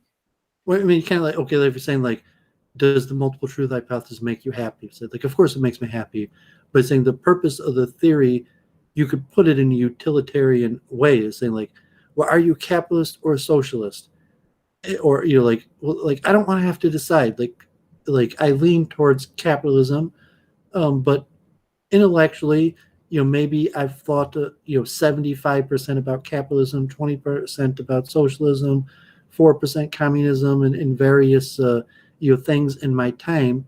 So from a multiple truth hypothesis perspective, occasionally it's going to be better to look at something through a socialist or communist lens. And having those systems in your mind in a working capacity is better than saying like, no, the answer is capitalism. And since I determined that answer, I never think about communism and socialism, even from a intellectual level of pure capitalism. Is like, no, that's obviously not true. And that obviously a capitalist does in the political system, that's the point of debate and straw manning, does supplicate the axioms of a different system like communism and say that the necessary conclusions and results of those axioms would be so and so, and that's how debates are structured. So from that level, the multiple truth hypothesis is basically necessary. That you say like, yeah, you're always going to have different models to explain things going on for everything at every level, whether it's Democrat or Republican, or whether it's like vaccines, competing weather reports, and medical advice. Any case where you have interpretation of reality and what's going on, and you have uncertainty where you have various explanations and enough uncertainty that you can't determine that one of these explanations is valid and the others are incorrect. And so the multiple truth hypothesis is almost a necessity that everybody could use immediately going through their day-to-day life, yet extrapolated to a scientific, theoretical, mathematical theory that could be provided as a framework to search after truth that is beyond the human capacity of even knowing. Awesome. You like my metaphor for it? I think maybe I forgot to send Gandalf the link. I thought I sent it to him, but I didn't. So I'm sorry. I thought you had the link already. I didn't realize you didn't. Aiken here today too. If Aiken have any insight on AlphaFold, if you do, please share it with us. You're welcome to come on and tell us any insight on the AlphaFold phenomenon if that's anywhere related to your expertise. Well, he already understands neural nets probably better than 99% of the people out there. And this is just a particular implementation of a neural net. It's just impressive because it's like, wow, we actually got all the right answers, or most of them. There we go. Sorry about that. Sorry about that, Gandalf. That was my bad. I totally thought I sent that link to you like at the beginning of the show. And then I was like, oh, I just thought about sending it to you. I didn't actually send it, so my bad. Welcome. Hey, How's your week been, Gandalf? my week's been good. I finally got back on the streaming horse. But And before you start, did you want to immediately say something about Alpha Fold or what we're talking about? Otherwise, I'll just pause and mute and listen while I make myself some food or something, and you guys could go for like 10, 15 minutes, unless you immediately want to comment on any of the Alpha Fold stuff we've been talking.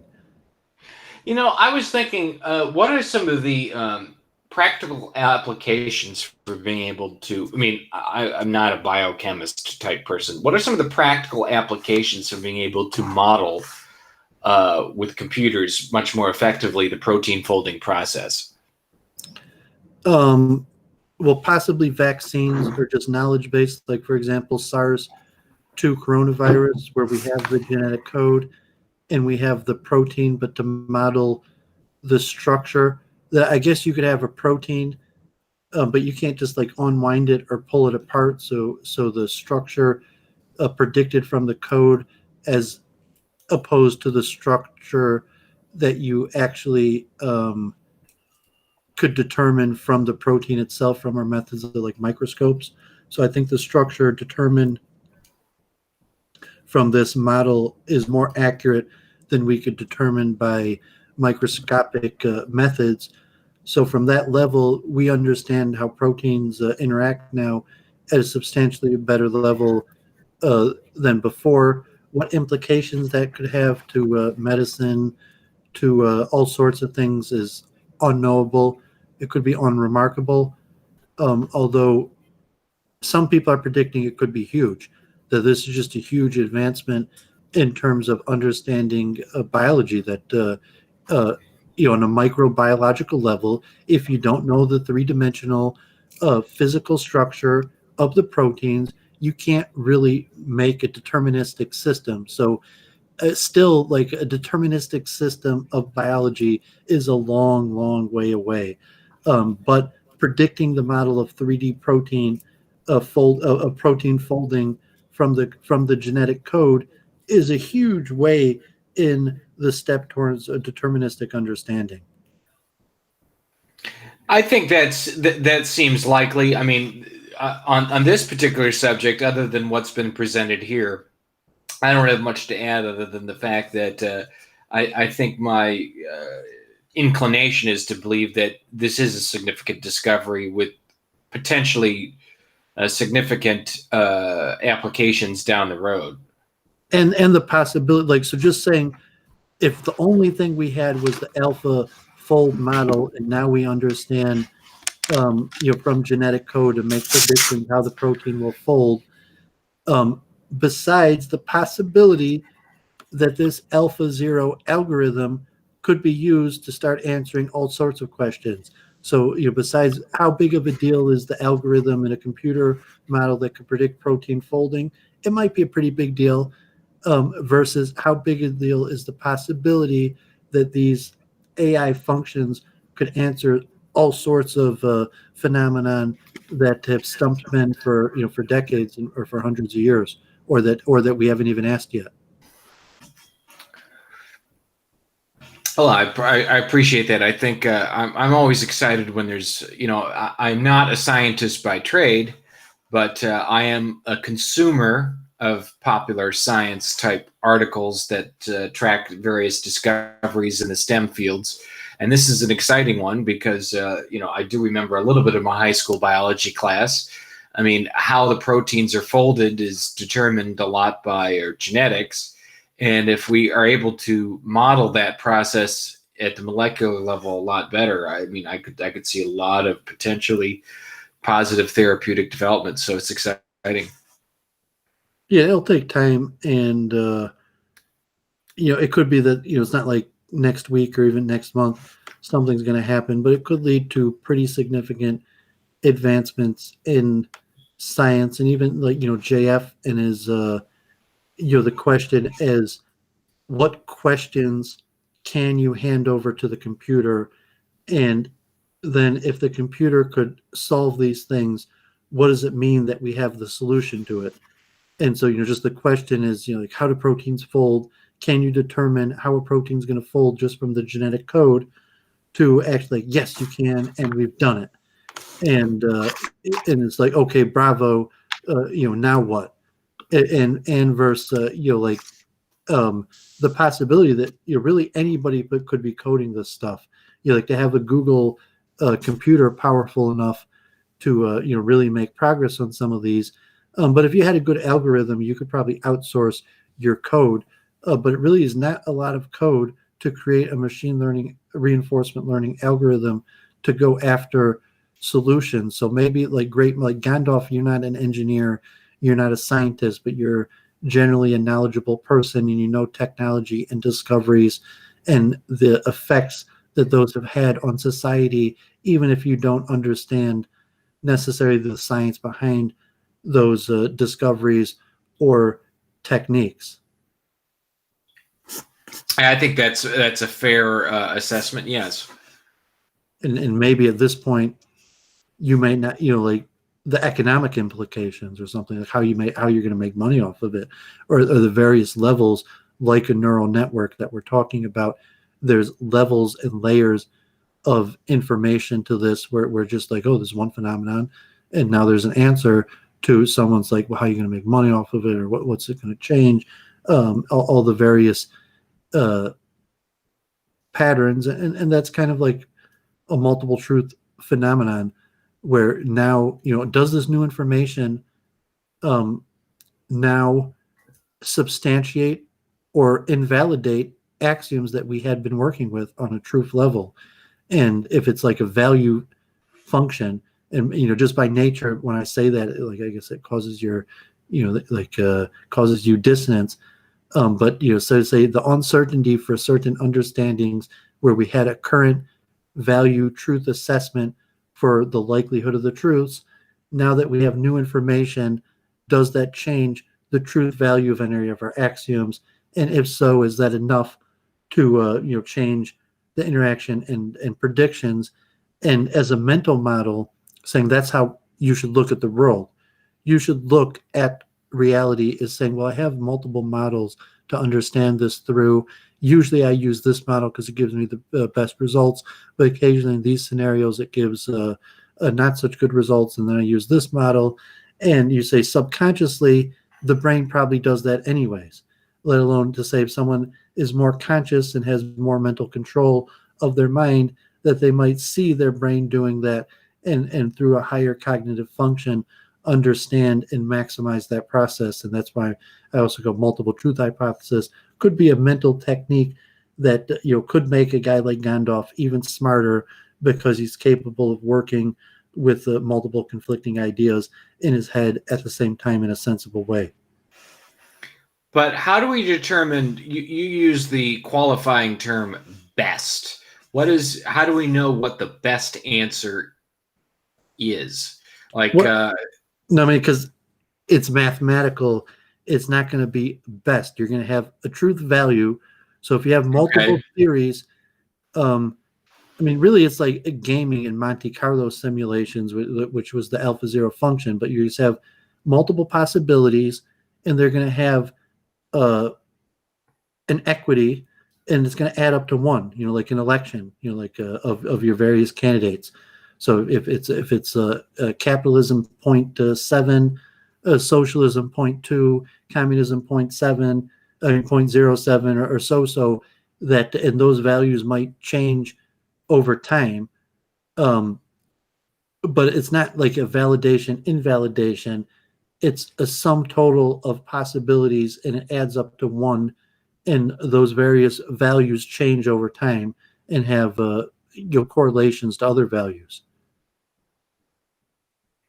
Okay, I see where you're going. That's more related to like a statistical method. So certainly, like, that's how science is done. Almost all science is done through statistical methods, and that's basically the approach of Wolfram, is saying that, well, maybe science and equations isn't really science. And maybe truth isn't these equations.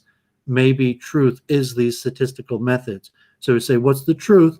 The truth is the probability curve of these options in the various probabilities or utility of those options. So it's not going to say this option's right and that one's wrong. It's just say that this, this one, the best one has a value of 0.3. The second best one has a value of 0.27.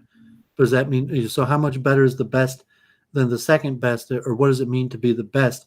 It just means that it has the highest utility number of the truth function at the moment. And I think, that would be scientifically accurate if you thought about it. You might, from a perspective, want to think, no, there's just one truth and that's it.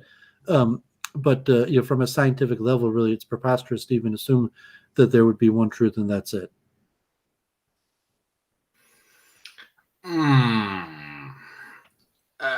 That seems like an awfully strong statement. From a scientific level, even based on everything you just said, that'd be preposterous to assume that there's only one truth. I mean, you have Occam's razor, which isn't a scientific law. You're going to assume the simplest. So you assume the simplest solution is likely the truest solution. But when you see that you're not going to be able to reduce the solution down to one simple answer, and as you do it, multiple answers emerge, and those multiple answers don't appear mergeable, and they appear to have contradictions. And that's the current state of science, factually. Jennifer in her physics, she might claim to have a unified model. I hope she does. But, factually, on all levels of scientific physical understanding, we don't have unified models, and we have different systems that are so good that we keep them even though they conflict with other systems. That is scientific fact right now. Well, I see the same thing you do. I just come to different conclusions about what it is. You believe that there's going to be one truth, and at the end, we're just going to discover that there's one truth. And from me looking at the science, no, I don't think that's how it's going to work out. No, you're not looking at the science. You're looking at the current state of the scientific establishment. Well, I'm looking at all of that together, and I'm looking at what is the truth. And I'm saying the truth is not a search for the single truth. The truth is a framework for understanding the nature of truth and where truth lies.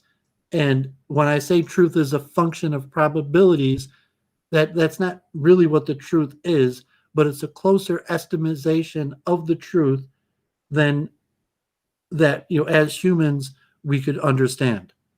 Is it better to say, is the truth a function of probabilities, or is the truth that we can discover from experiments based on hypotheses best expressed as probabilities?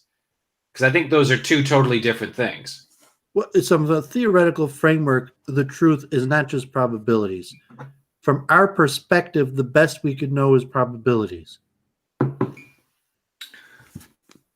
Maybe you could design the algorithm beyond the limitations of empiricism. So the computer still suffers the problem of the empirical method and the problem of the observer effect. But in theory, if you could design a computer to not suffer that observer effect, but that also might be a fallacy, and or you could extrapolate like a formula that this algorithm, even though in my limited human capacity, I can't carry out the algorithm to explain all the truths of the universe, that I believe that this algorithm does in fact contain the method to solving all the problems in the universe.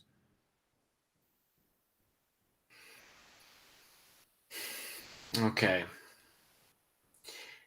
I'm trying to... Yeah, I would say, Doovid, focus on why this is valuable in terms of a strategic argument, right? Because I get a pushback a lot where it's we don't need this to understand this thing. We already understand it. It's no, you got to show me that they don't really understand it by demonstrating superior insight. And then you have to show how your method actually makes that it represents a energetic compression of their previous method. It's easier, basically. Yeah, there's going to be IQ information cutoff level for most people where the majority of the multiple truth hypothesis is largely beyond their intelligibility.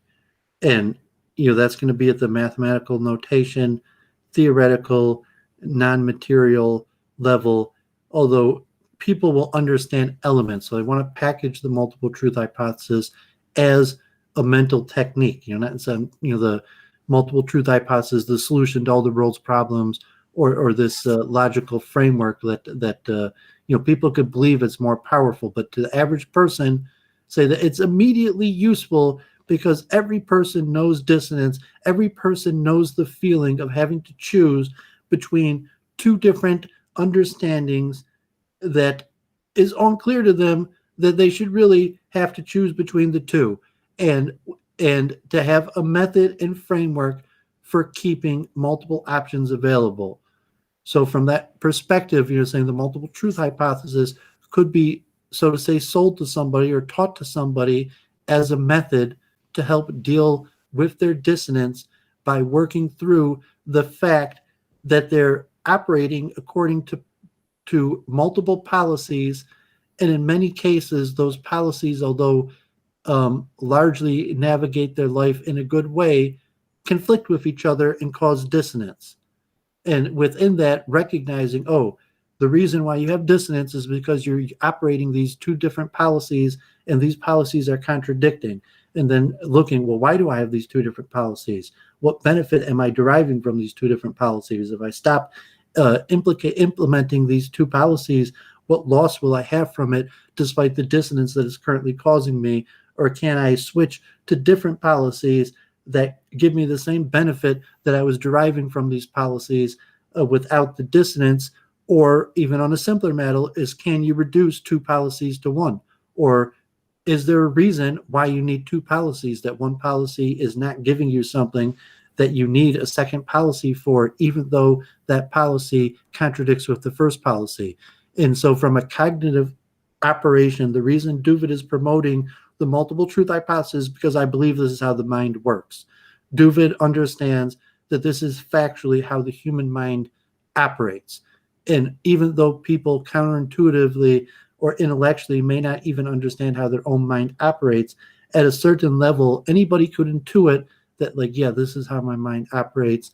And if you're giving me a way to help my mind operate better, I will take it and say thank you. Okay, let's try an example. I want to see if I can apply what you just said, or at least determine the value of that statement. So I, as you were saying that, I immediately came up with an example. So because the question that Sherman keeps asking in the chat is like, well, who decides the inputs to the multiple truth hypothesis? So I figured this example could be a proxy for determining that question, because to some degree it's a question of authority and sovereignty over these kinds of questions intellectually that really is at stake here. So let's assume we have King Gandalf over, and there's a little river valley here, and there's a paper mill. That the paper mill had an accident, and a bunch of effluent got into the water. People don't know why the accident happened inside the paper mill that allowed the effluent to get into all the water. But anyway, the water, their drinking water and the irrigating water is all ruined in the local area, and it's caused a huge dispute between the town and the owner of the factory. And they're asking for advice from civil engineers. So Doovid is on my Rolodex. Here is King Gandalf. And how would go on, but the closest precursor to the multiple truth hypothesis is over 100 years ago from Chamberlain, a geologist, in the method of multiple working hypothesis, some similar idea that comes from geology, actually, the concept of needing to work with multiple explanations at the same time. From my research, the first time I was able to find it was from a geologist about 120 years ago. Oh, that's interesting. So in terms of having decidability in resolving the dispute between the paper mill and the town over the pollution of this river and determining who's responsible for it, how would the multiple truth hypothesis help me arrive at a decision about who needs to pay for the cost of screwing up the river. Well, if you look at like a legal battle, and like I was on a call with Jewish Bar Association of Michigan, just listening to people say good things about Ruth Bader Ginsburg. But like from a legal perspective, if it was a law case and you're assessing damages, law is a great example for the multiple truth hypothesis, because you need to create a narrative for what's happening. So if there's like the Flint water crisis, we want to use that. Can I just use the Flint water crisis? Sure. That's Okay, a good one. So if you're looking at it and you're saying that, there were damages, there were people that factually suffered and have damages, it was caused by faulty watering. It was caused by problems in the water due to the deterioration of the pipes. And then there's an assessment, who is to blame? Is it possible that the pipes would not have deteriorated had people made different decisions? So from here, you already have multiple possibilities.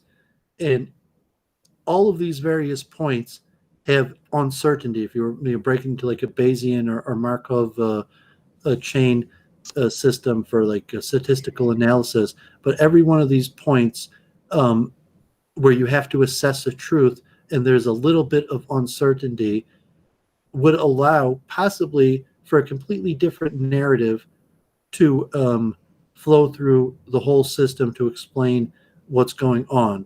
And from a legal perspective, the defense is going to frame a narrative where, it's okay, like it wasn't that bad, and the problems that were caused weren't caused by this, it was caused by something else, and so on, and try to interpret the evidence available according to their narratives. And the people, trying to get damages say, no, this was caused, our health problems or damages were caused exactly by this problem, and this problem exactly occurred because of the negligence of these people, and therefore there needs to be Mr. Sherman, mentioned like murder mysteries, like people are out to kill me, like God forbid, I'm scared, they're out to get me, I'm paranoid. It's like, who's out to get you? Why are they out to get you? And so conspiracy theories, or the guy was on a few weeks ago that was on Luke, Robert or whatever he's calling himself, with his theory on conspiracy theories, because you have multiple models to explain any various things. But anything legal that could come down where there's going to be a practical implication to the axioms, like the axioms, did this water spill negatively affect people's health, pollution negatively affect people's health or not? And then you have a direct implication to an outcome, yes, therefore they should pay damages, as opposed to a different narrative like, yes, we spilled the pollution, but that's not what caused the people's illness, and therefore we don't have to pay damages. Well, how does the multiple truth hypothesis help me figure out who should be assessed the damages, whether civil or criminal, for this real or hypothesized pollution of an entire town's water supply? Well, it could limit the dissonance of working with multiple conflicting models. So if you go with the assumptions, I know what happened, as opposed to the understanding that we're never really going to know what happened. There's going to be uncertainty, and we could estimate the uncertainty, and we could create different models that explain what happened and then estimate the probability that the model that we created is accurate. And saying, Doooovid saying that's a more factual, truthful way to go about things. Your average person hasn't invested the mental energy to even consider going about it that way. You might maybe just pre-assumes that I know the answer, as opposed to there's multiple possibilities. I may never know the answer, and let me devise some method to evaluate how good my answer is, or devise a system to constantly be improving my answer and evaluating my answer as compared to possible other answers. So if you look, like the multiple truth hypothesis is designed to get people to this higher level of thinking. And so, the confusion of what is the multiple truth hypothesis, the name of it, the process once people understand how truth actually operates, then they could approach truth and life in a different way, and that will improve their processing power of their mind, and that will benefit every single instance of their life, that they're able to understand things at a more complex level, where they see in almost all instances and scenarios there are multiple competing, conflicting forces, and you don't just have to choose one of them and get behind them. You could understand the dynamic of how they work together and predict outcomes and position yourself based on the understanding of the forces and the predicted outcomes. Okay. I mean, I think the only thing that would concern me is, and I need to see the whole, the entire project worked out, which I'm excited to see. We call it a method that you could even see just from talking about it. Like I actually met Arthur Benjamin, and like I don't plan on doing like mental technique methods and putting out like little kits. But I'm trying to explain a mental technique that I personally use, and that I believe could be used to solve problems that are currently unsolvable, and that have helped me. Like Yeah. I devised this technique largely purely out of my own desire to understand things that were more complex than the current capacity of my mind to understand. I was like, I really want to understand these things, and I can't. And I needed to devise a mental technique in order to do that.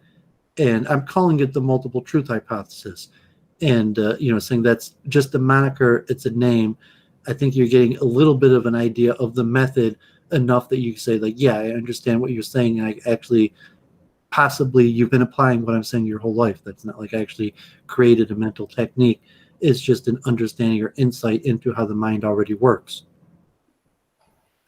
I can potentially be persuaded of that. I'm still going to be a bit of a doubter about the multiple truth hypothesis for a while. I mean, I'm going to learn it. I'm going to study it with you. I'm so grateful to be on all this. There's just something. It just seems like we're making something maybe a bit too. Well, what's the right way to say this? A bit too complicated. I think this one chart. Can I just jump in to answer something in the chat real quick? Yeah. Because somebody wanted to know, the tree falls in the forest. Is there any does it make a sound? It depends how you define sound. Is it a sound once it's undergone the approximately Fourier transform in your ear, or is it a sound when it's just those vibrations of what later gets registered, right? So again, down to definition. And that's why I said it was the same as the boat question, where it's like if you start with a boat and over time you have to replace all the parts, and you've eventually replaced them all, is it still the same boat? What's the answer to that? It depends. Are you defining the boat relative to materialism or relative to archetypes? Which also solves the question of, like, what is a car? When does it become a car? It all depends on, is it an archetypal car or is it a material car? Because if you replace all the parts and you're talking about a material boat, it's not the same boat anymore. But if you're talking about an archetypal boat and you replace all the parts, it's the same boat. That's what I wanted to mention. So thank you for letting me interject there. And oh yeah, Andrew, I'm sorry, I don't know how to say your name, dear. Do you have an example of something that's objectively true? Seems easy, but I don't know. To me, everything's pretty tangible. You have to come to an axiomatic definition of truth. So what I say is, it is that which exists whether or not we do. That's what truth is. So think of it like the objective plus the subjective happening within the objective. So we have all of our hot takes, and those are happening in whatever context they're happening, but the truth is that which exists whether or not we do. And our understanding of truth is always partial, and the best we can really do is come up with axiomatic systems that don't contradict this greater universal truth. So go ahead, Doooovid. Did you want me to screen share what you've got up there? I think I screen shared it myself. If you could see this tic-tac-toe diagram, just to explain to Gandalf a theoretical basis of why I mean, it's not like I'm trying to perpetrate something on you. Like the multiple truth hypothesis is explanation of a phenomenon And you just look at a simple tic-tac-toe position, and there's 5 different possibilities.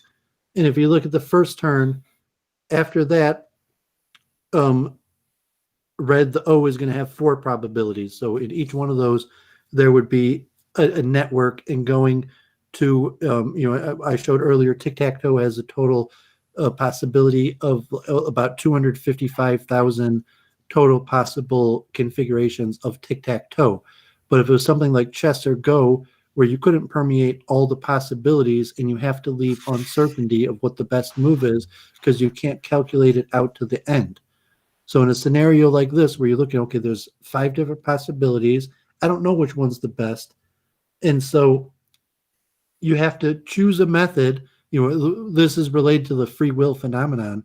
But of the multiple possibilities available to you, you may not want to eliminate all of them but one. And if you don't eliminate all of them but one, and you start going to the next node and saying, well, I got to make progress. What happens to the ones you didn't eliminate, the options you didn't choose? Or, theoretically, in life and practicality, you choose an option and then you move on to the next node, and you can't backtrack on the options you didn't choose. But in a model, in a system, you could look and backtrack. What about the system for understanding things that I didn't choose? So on a simple list, like method as a mental technique, like, of course, there's options that you didn't think about that might have utility for understanding the world in a better way. And in your mind, you could analyze the world from a system that's different than the one that you usually use, and it could provide you benefit. Okay. And that's at its most basis, to say, like, as instant kind of understanding, like, like I'm using chess to do it, but like tic-tac-toe is much more basic. And it's a heuristic that like tic-tac-toe could be devised to 3 simple rules that if you follow the 3 simple rules, you'll never lose. Towards larger life, where you're not going to be able to definitively devise rules that work, and the rules are going to be probable. They saying people have personality types or interact in a different way, or market, or whatever these forces, that there's uncertainty and there's just probability. So you have to minimize risk, and that requires scenario planning. These are all like known phenomena that you know about and deal with in your daily life, like risk management, assessment, scenario planning, and all the type things where the multiple truth hypothesis, that someone who thought in that manner, it kind of be like Doooovid as a chess player. Like, okay, because Doooovid is a chess player, he's used to thinking in these patterns. So therefore, things like risk minimizing and scenario analysis could be easy to you. And say, okay, maybe you're not a chess player. You don't need to be a chess player. You can just understand the greater concepts of the multiple truth hypothesis and have profounder insight into basically everything that you think about. And it's not really like I'm selling you, like I'm saying, like I'm selling you the multiple truth hypothesis. It's not really what I'm saying. I'm saying, like, through meditation and the study of cognitive science, you'll be able to use your mind better. And so, multiple truth hypothesis is like my theory or whatever. Like, no, I mean, you don't have to like avow yourself to my system. Anybody who studies cognitive processes and meditates will improve their mind. Yeah, I'm excited to see more. I appreciate the tic-tac-toe diagram. It makes it a little more tangible for me. Yeah. There's a lot of interesting discussions going on in the chat, by the way. So why don't I leave you guys to it? So I wanted to get Gandalf's insight on AlphaFold, and I thought that just thinking about AlphaFold might give you more insight. And Jennifer, I think we're really making progress. And Gandalf is smart enough to at least understand quite a bit of our theories, even if not on a technical, computational level. Though possibly you could even understand it on that level. But if you guys want to carry on, that's fine. Like, I'll even take like a 15-minute break or cook some food and take some medicine, but I'm not sure. What do you want to do? So people in the chat want to know about the Chinese quantum computer. I don't know if you had any comment on that. We've been going for about 2 hours now, so if you want to wrap up, if you don't have anything else to talk about, we can. I can go on, for. No, I'm happy to go on this one. So I'm gonna take a break. So if Gandalf's happy and you and him want to talk, I'll take a break while you guys talk. I'm sorry. But I've been sitting in the chair for like 2 hours, so like I needed a break. So I'm happy like to let Gandalf talk. But sort of just saying like let me get up and get a little food or take a little medicine, unless Gandalf is about to sign off. No, I'm not going to sign off. I haven't had enough time on Weekend Review. I've missed you all, and this is just the chat is just so wonderful today. It's really a great chat. I'm really fascinated. I'm reading William Thomas Sherman saying that we decide who has the right to determine the inputs to MTH might be a decision that's made by war. I mean, that's one hypothesis he's putting out there. It's very interesting he mentioned that because when I was on the train right before coming back to Weekend Review, I was listening to the latest Keith Woods video that was put out where he looked at a book about Evola. And Evola, I mean, I like the fact that at least he has some respect for Dharma and he's fascinated with what he calls the East, but I don't think he really understands it. But Keith Woods was quoting a passage of Evola where he was describing something about the nature of war and warriors. Like there is something sacred. War for war's sake is not misanthropic. It's not about promoting violence or destruction or harm. There is a certain aspect from a Evolian perspective. And I think there's even something, this fits with, I think, what the ideals for the warrior caste might be from a Vedic perspective, I think. But like total surrender to struggle for a cause, no matter the consequence to yourself personally, is quite a noble spiritual calling. I mean, what do you think, Church? Yeah, well, yeah. I mean, you can present pretty much anything as a struggle, a warrior struggle. I mean, what's most famous Indian piece is Bhagavad Gita. What's that about? Yeah, it's about a warrior taking up his. It's about a warrior taking up the cause of. It's about a warrior taking up a cause. Sorry. You don't really know what it's about, do you? I don't want to. There's many layers to it, so I don't want to say something stupid. Well, ultimately, it's like God telling a guy to stop being a cuck, and Okay. for violating sacred law, dharma, divine law. So it's all about high standards, and such. So I forget exactly where we started on this point. I was following William Thomas Sherman had that long thread saying that in the chat talking about who determines the inputs for multiple truth hypothesis, and he said, well, if we don't have rational discussion, and we haven't had a lot of that in human history, it's often been decided by force. And I don't know if that's necessarily wrong if you look at the surface. It was the hero's journey. See, I got so bored by the hero's journey that I forgot what I was explaining halfway through my explanation. But yeah, it's sort of the commentary on how cliche the hero's journey has become, in the sense that it's such a simple narrative that you can slap it on literally anything. Is it the best narrative out there? Well, it depends how you define the best. Maybe because it's so appealing to such a broad range of people, it's the best for that reason. But yeah, personally, it's I don't look at it that way, but I understand a lot of people do, about the whole, everything being a war type thing. I'm just, if anything that like this very quotidian approach to making the hero's journey everything, I guess it follows the popularization of Joseph Campbell by people like Bill Moyers, But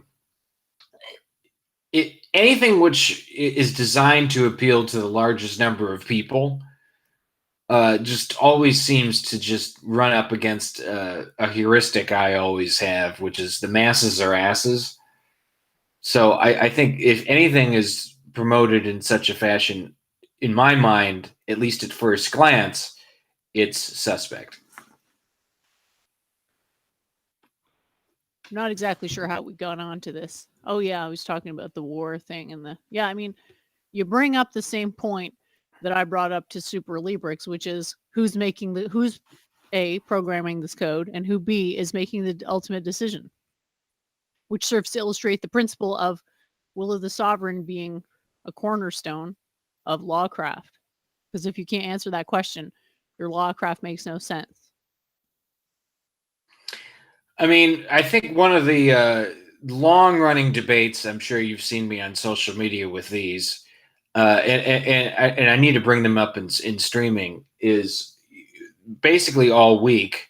It's been a war between the pro-monarchists, a desire to see, a desire to not make a decision or not be responsible for a decision seems to be something that is appealing to Republicans, small r Republicans. And I find that kind of fascinating. It's like, this whole Enlightenment LARP we've been running for a couple hundred years, which is on top of the whole Cuckianity LARP, is an attempt to just evade decision making and evade the responsibility. No, it's an attempt to evade consequences, blame for bad consequences. That's the whole okay. the corporate vehicle is what accomplishes this, because the liability, it's basically a way to shirk personal liability to incorporate yourself, right? Okay, yeah. So that's a part of this LARP too. Okay, I see. It goes even deeper than what I thought. But it's just, it's very interesting. There was another, right before I came on the show, you briefly displayed that little meme from Poll. And it's just so interesting that consciousness is such a hot topic on Poll, whereas 4 years ago it was Hillary versus Drumpf. Now people on Poll kind of don't really care other than to just lampoon it. I mean, Poll has got like all the NSDAP 1930s LARPs are kind of dead unless they're jokingly brought up in a derisory sense. I mean, the memes are getting better. But that one meme, and where did I put it? Yeah, this meme right here, if you'd read it out to the audience, basically totally debunks Nirvana, which I thought was just awesome. It's like one Poll meme can destroy like a core doctrine of a whole religion. I love it. Well, you got to be careful because you can't be certain that you're using the same definition of self as the Buddhists are. I'll read the quote though. Okay, and then expound on that too, because I want to make sure I get that technically right. Well, what was it an answer? What was the question that it was answering? It was about basically what happens to us after we die. Do we go pitch black forever? I mean, that was, I think, the top of the thread. Okay. All right. So the answer is pitch black forever. No, that requires some form of awareness. Nothingness can't be nothingness if there's a perceiver. If it can be perceived, it isn't nothing. Infinite darkness isn't nothing. It's infinite darkness. True nothingness is that which cannot be perceived. Therefore, no conscious being can experience nothing. So this was a comment and a rather interesting thread that we were checking out, where they were using some pretty interesting arguments about the nature of post flesh death consciousness. And so I think what Gandalf is saying is that this is sort of BTFOing the axiom or the off-cited quote from some interpretations of Zen Buddhism that the self is not real. Like if you tune into Theoria Apotheosis, I don't even know what that is. It's a YouTube channel, and he does live streams and he's tattooed and he's a Buddhist. And that's what he kept saying, like, time's not real and consciousness isn't real. I'm not sure if he said consciousness wasn't real, but you hear a lot of these Zen Buddhists say that the self isn't real. It's not entirely clear to me what that means, but when someone starts asserting a negative as being true, you're probably in trouble, because that assumes so much knowledge about self that you're capable of negating it. Yet, at some stage, you have to accept that you're limited in what you can conclude about the observations that you make, no matter how accurate and crystal clear they are. They're still happening within your own subjectivity, even if it feels like they aren't. So I think there is danger in this idea of like hypnotizing yourself or self hypnosis, self deception, in this sort of trying to nullify your own ego as a means to enlightenment is sort of embodied in this false interpretation of like, well, what is the true nature of the self? Well, I would say it's not nothing, and that, like anything else, the definition of self is going to depend on your axioms.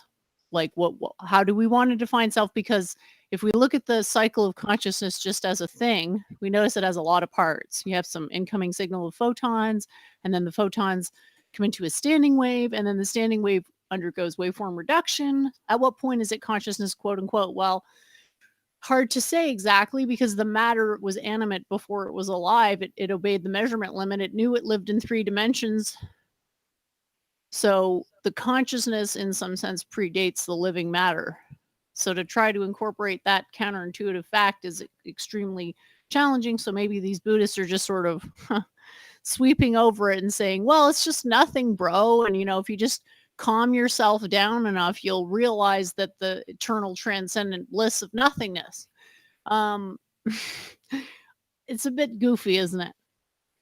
It's very goofy. I mean, what the first thing I thought when I saw this particular comment in the thread was, of course, this seems to be contradicting nirvana, which is I think that's the 4th noble truth of Buddhism, if I recall.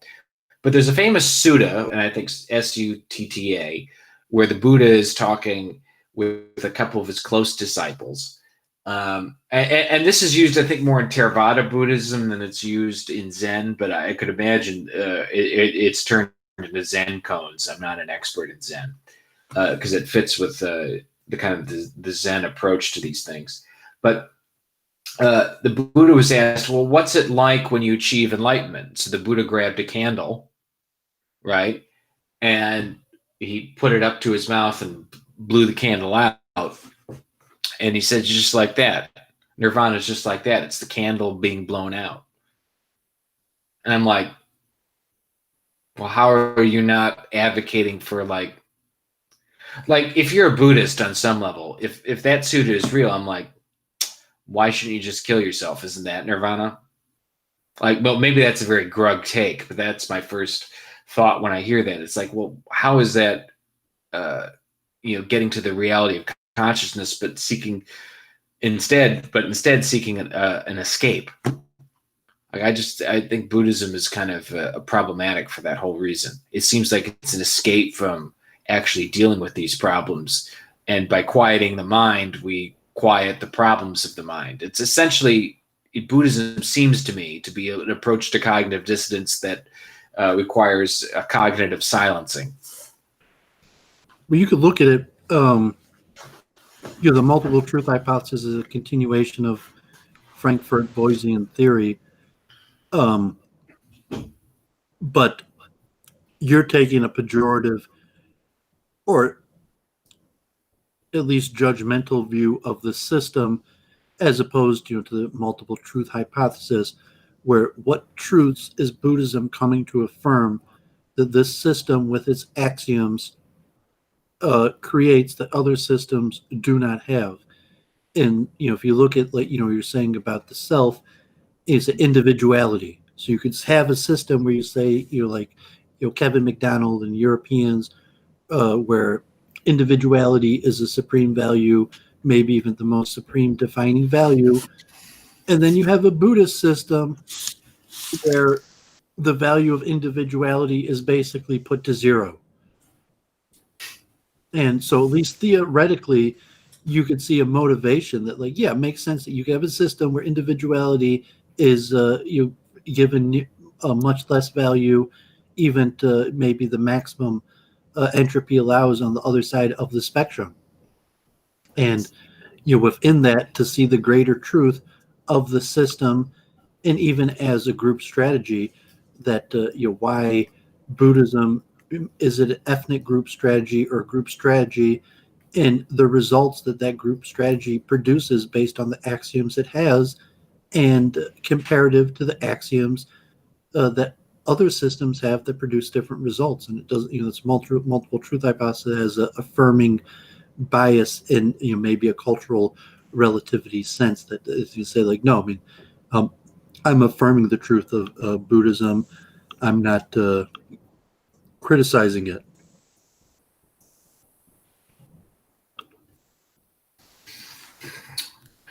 Yeah, I'm just curious. Partly, I don't want to get these more technical matters of history and religion wrong. I mean, exactly where did the Buddha start to really stray from Dharma, as you understand it? And he thought he could come up with a better religious system than the Vedic one. It's essentially the only sin that there is. So he came up with this little LARP, which is basically an atheistic version of the Vedic religion, and it spread like wildfire because I guess it had all the right axioms. And I mean, we can't really know everything about history, right? Like, even you look at the history of Christianity, right? Like, it's unlikely they were focused on the same things back when it was first instituted as they were focused on 200 years later, another 200 years later. Like, it seems that major themes of the religion changed over time. So we can perhaps expect something similar with Buddhism, where back in the day, to become a Buddhist didn't mean the same thing as what it meant today, because it was happening within the confines of a completely different culture, right? But we do know that the end result was that it really spread outside of India. But within India, there were several Vedic reform movements that basically stomped most of it out. But yeah, you could argue it's like it was adapted into the survival strategy of several Asian peoples, and it had a mixed bag of effects. And you could argue that it was a net positive or negative, I think, and it would probably depend on a lot of factors.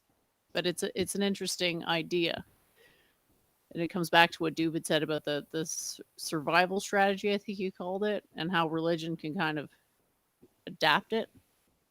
Well, just a group strategy, like Kevin McDonald, Judaism is a group evolutionary strategy. It doesn't have to be only survival, but Buddhism becomes the group strategy of many ethnic nations in the same way that Christianity became the group strategy of many European nations, or the difference between Judaism in theory that says the ethnic strategy of the ethnic people versus a strategy that may have came from a different source, that say that Christianity is to Judaism what Buddhism is to Hinduism, and that the nations that adopted Buddhism basically adopted a perverted form of an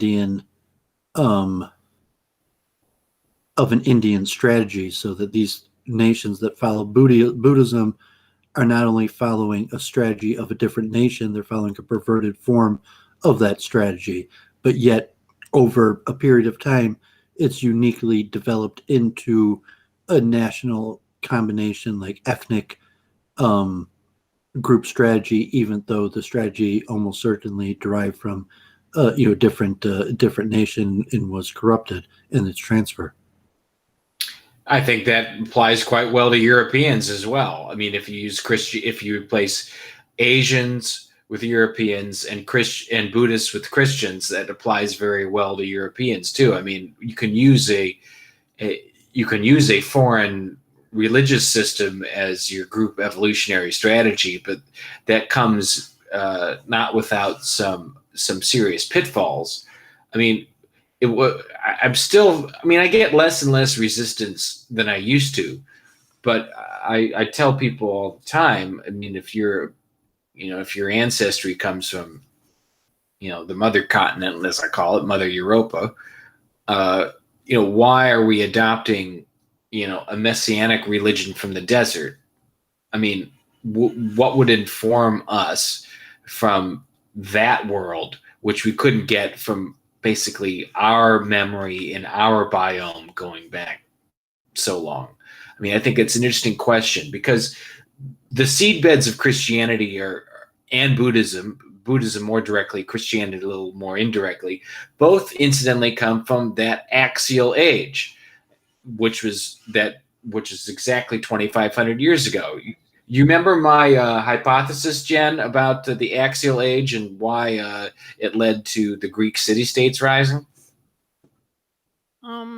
Not sure. I was just gonna say that, like, the way I would summarize it was like a generalized tendency towards archetypal sun gods incorporated into statecraft of progressively larger states, nation states, countries, etc. That seems to be the general trend. But go ahead with your hypothesis, please. Oh, that was the one that said that it's no accident that Solon developed kind of the first system of laws for Athens right during the same century when the captivity in Babylon ended. And that the creation of that code of law essentially allowed for Athens to become the mercantilist democracy that later kind of upended the whole Greek world.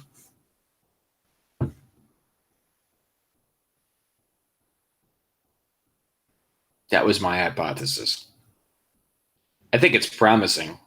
Well, so the multiple truth hypothesis presumably existed at the time where someone like you existed when that system was first being implemented and said, you should know that if you implement that system, it might work for a few hundred years, but will eventually collapse.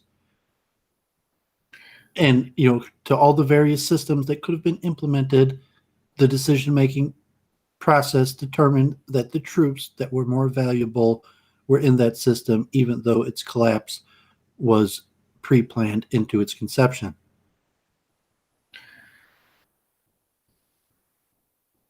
The collapse is pre-planned into its inception, or maybe it's just entropy works through systems and systems degrade over time.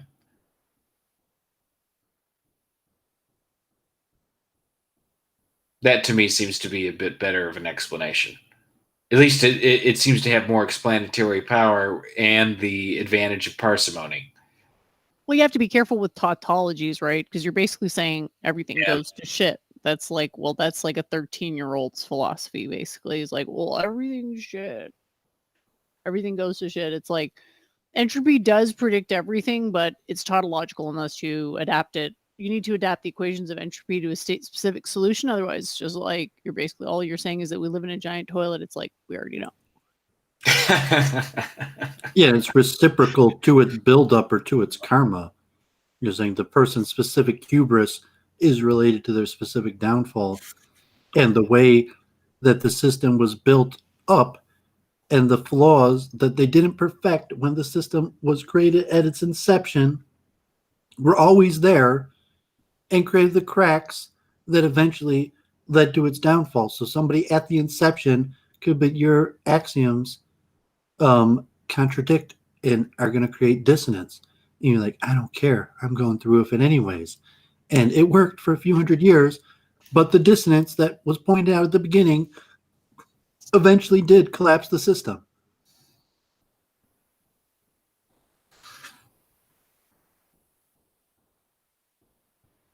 And you don't even have to make a judgment value call on, say, was that good or bad? You're just saying it was predictive from the beginning that you would have had these good effects and these bad effects, and even a time frame where they may proportionally not come at the same time. So you have a period where you have a lot more good coming than bad, and then the bad being extended, or even to a period of intense bad and prolonged good, or the various ways when the equations, history, retrospective, easier to determine the equations of history and economics. I actually just got a book on that. I'll bring it over in a few minutes, actually, to show you the book I got on the newest methods to apply mathematical methods to history. Oh, I want to see that. Is that Peter Turchin? It might. I'll finish my soup and then I'll pick it up in a minute. Cool.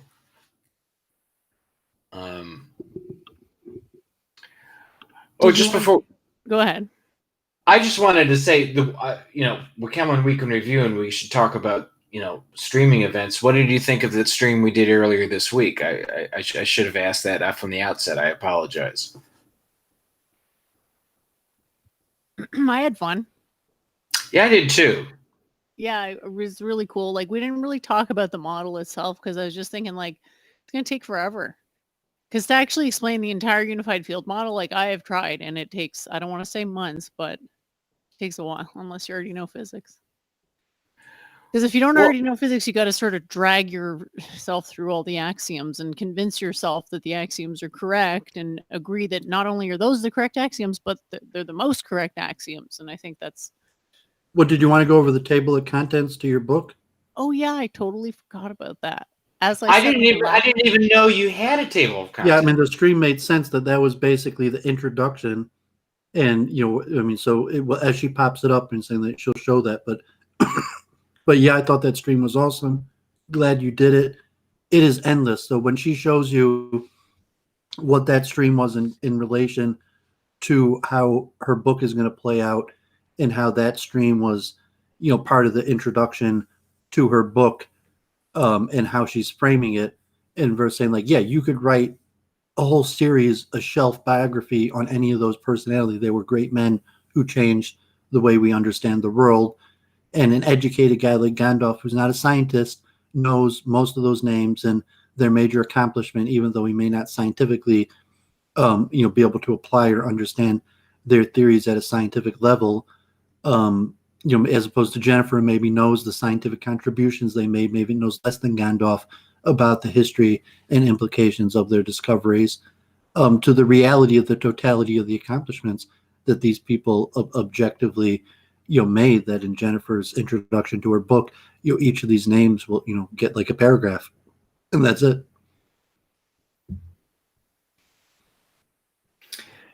Yeah, I know it's tough, and it's also tough to exclude people because there's obviously way more than just them that contributed. But it's just like I'm trying to keep it to what I'm trying to do is like make it such that somebody can look at what they did and see how it fits into what I did. So it's the stuff that's sort of directly required for my model. I'm just trying to get the display up right now. So yeah, I didn't exactly think it out that way. It was actually Gandalf's idea for the show, for the stream. So it was really just a happy coincidence that maybe there was some inspiration there, because Gandalf wanted to do the show, and then we did it, and then I was like, oh, this should go in the book. Oh, that's what makes you feel so nice. That just a silly little stream we did helped you do a table of contents for a book. It's not a table of contents. It's a chapter. So the chapter is going to go through. It's not going to be a list of people. It's going to be a list of ideas and the people that contributed to them. Okay. And so, Doooovid's walked away, but he's already seen this document. And so the next chapter is going to be conceptual hurdles. So like telling people how to understand the book, and then quantum philosophy. And then I want to set it up so that people don't have to read the stuff about quantum mechanics and physics to get benefits from the book, because it's, obviously pretty involved. So I've got a section 2 as well that deals with stuff, and it's approached in a way that I'm just using subjective axioms. So there's logic, but there's no calculus or algebra or notation that I'm using in the first part of the book, because I really do want people who know calculus and algebra to be able to pick this up and just use it. I'm also trying to explain it for a sufficiently motivated lay audience, but that's going to require probably some background learning if you're not sure about all these subjects that I'm going to include in the appendix, but maybe have to go read another book just to be sort of up to speed on a lot of these ideas. So I don't know, Dude, if you had any comments about the structure or what, or any suggestions or anything, but I've just got it. I've got the first page displayed on the screen. I can only display about half of it at a time. Ooh, a thought just came into my head as I saw the bottom page. We did a thing about the limitations of Boolean logic. Will that be included in that final appendix? I hadn't got that far yet. Ah, okay. I'm But sorry. it's probably a good idea to include it because everything is sort of has its proper place, even calculus. So like we're sort of used to painting with a broad brush, and that's been the fallacy of the approach of a lot of these UFMs is just like calculus has to work all the time. It's like, well, what if it can't, right? So we have to go with what works. And so Boolean logic obviously is correct, but yeah, I should explain where it fails. Do you remember where it fails? It fails. What was the question? It was on a question of quality. Like, was it something about like how do we measure if the experience of a day you had today was good or not? Boolean logic couldn't explain that. Why am I forgetting? It was. We said, "Are you happy?" And the answer was, "I'm not unhappy." And we decided that those two things meant different things, and therefore established a case where Boolean logic didn't transcend the space of answers. So you have that example, which is like more so on the side of emotionalism, actually literally having a multiple truth type of attribute to it, as well as sorry, I lost my train of thought there. Oh yeah, as well as the universal limit. So when we're talking about sets, I don't know how much you know about the conventions of set theory, but when you're doing Venn diagrams, you're sometimes presuming that they both exist they're embedded within a universe, and there's certain presumptions about the degree to which they can interact with the universe that are wrong on a physical level, because everything is a literal space-time continuum. So there's no such thing as truly non-connected. There's just different degrees of connectedness. So the Venn diagram fails on that level because it's assuming you can make distinctions between a thing and not a thing, where in reality, not everything has a defined opposite. Some things just exist on spectra. Like, what's the opposite of light? Doesn't really have an opposite per se. I mean, you can speculate and construct arguments about what the opposite of light is, but it's something that just is spectral, not polar like that.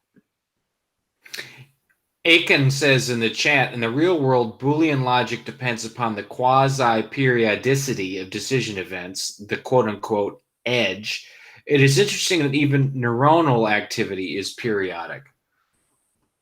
Yeah, everything is cycles. Every single thing is cycles, which means that beginning and end is meaningless. You have that meaningless in the objective sense, but very important in the subjective sense, because where you say this is the beginning, well, you got to stick to that. You can't say that this is the beginning and then switch the beginning to something else later on in your reasoning process.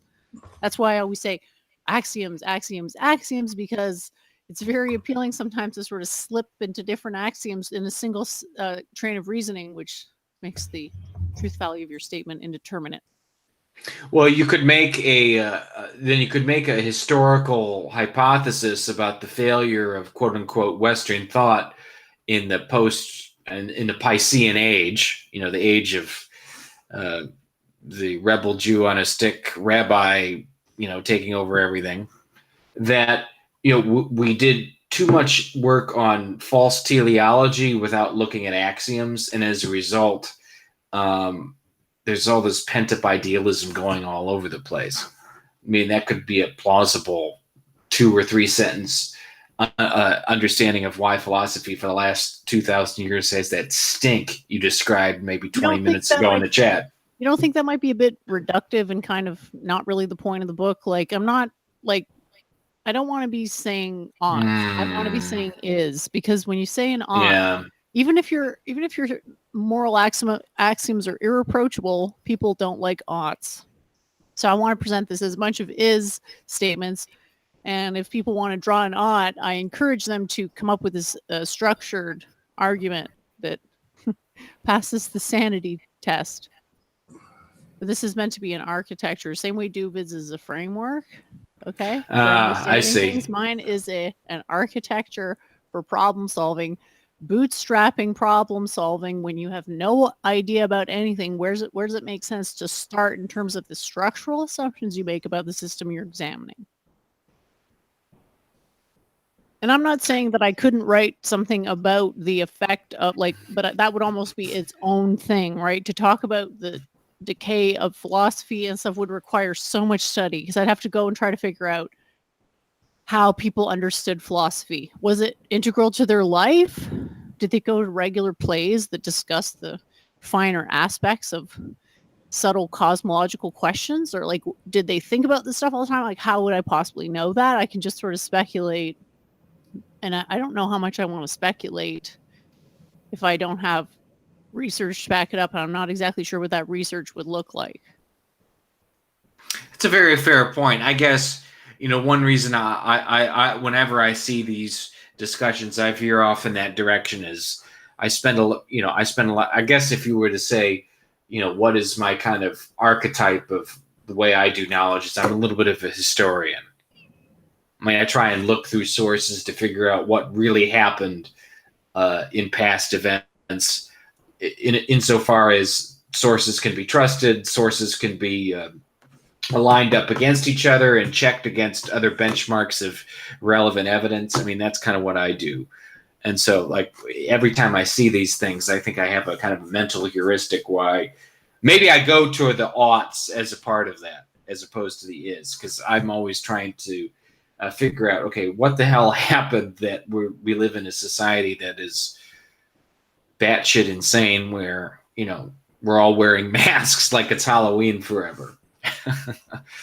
I guess. The short answer is that our technological advances were not, our philosophical advances didn't keep up with our technological advances. That's the shortest way to sum it up.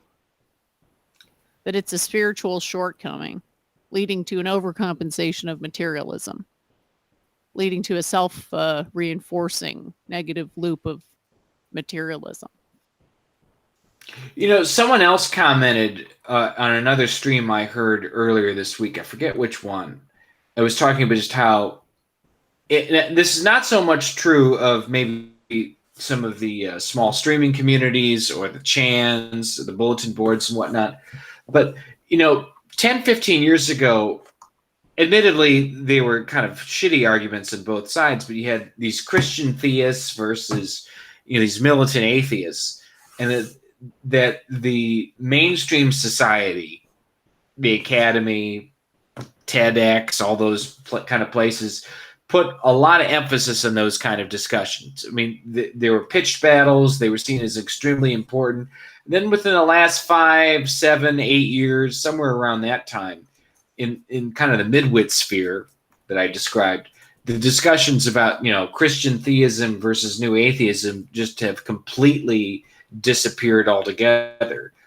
Perhaps from the perspective of the current system with its current, ruling ideological architecture, the materialism has really started to rot out any concern for spiritual and cosmological questions at all.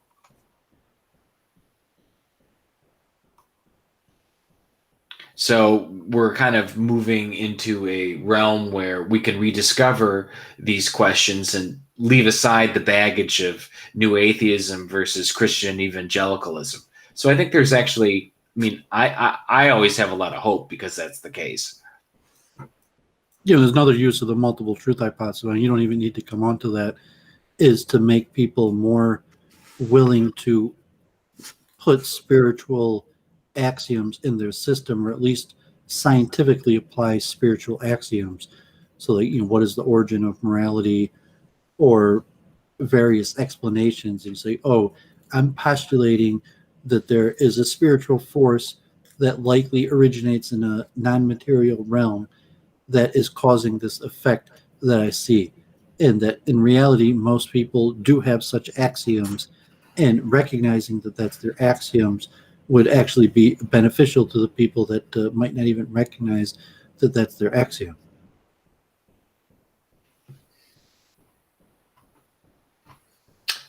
And saying like people are superstitious, Yeah. and superstition usually implies dualism. That say I'm superstitious, meaning because I'm superstitious because I believe that this explanation to this cause comes from a different realm. And in reality, most people are factually superstitious. And then to even work with it and say like, well, I know this probably isn't true, but to a certain extent, when I make decisions, I make them on these superstitious beliefs of dualism, that could have anthropological or sociological explanations, or why our ancestors came up with these customs, or we perpetuate these beliefs till today. However, the clearest, most simple explanation is dualism, to explain the actions that these illogical actions, so to say, that almost all of us do.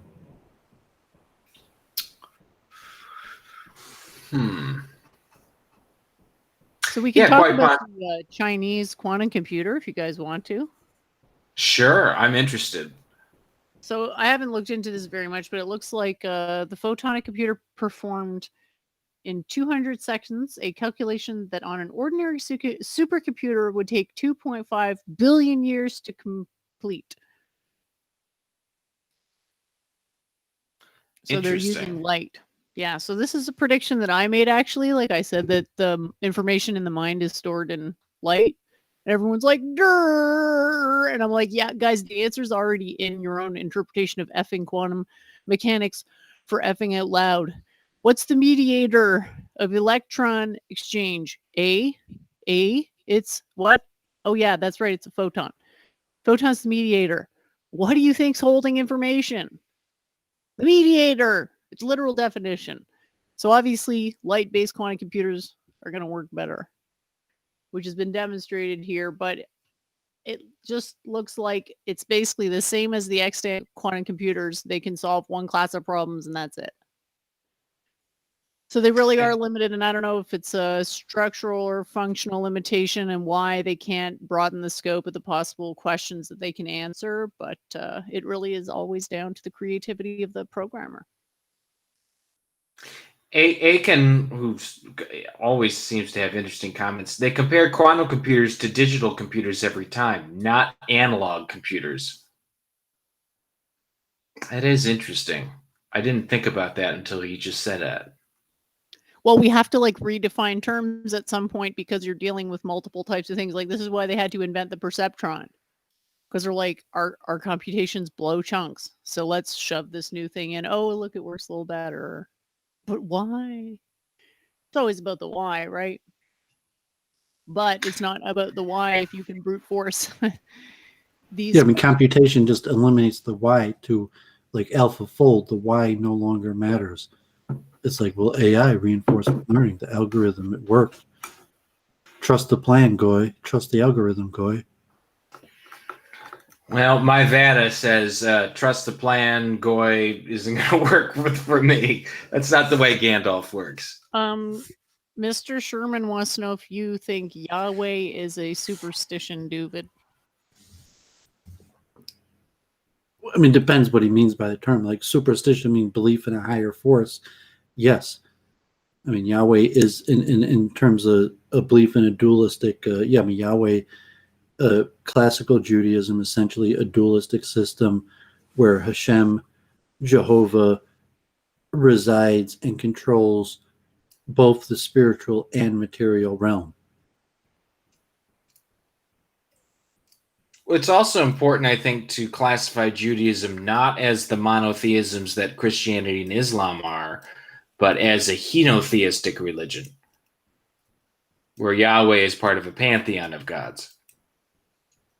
Well, if you're talking historically, possibly, or biblical interpretation versus understanding of Judaism, or if even you're going to claim modern Judaism that Jews have a pantheon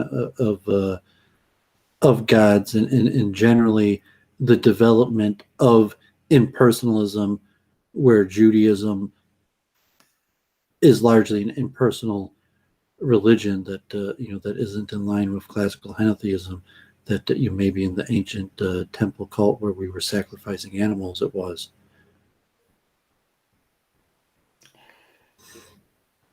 Yeah, and I think there's part of this is also the fact that Judaism and that whole and a lot of the religions of that region have always had a very strong what's the term for it, syncretistic kind of impulse, where a lot of these. I have no idea what you're talking about.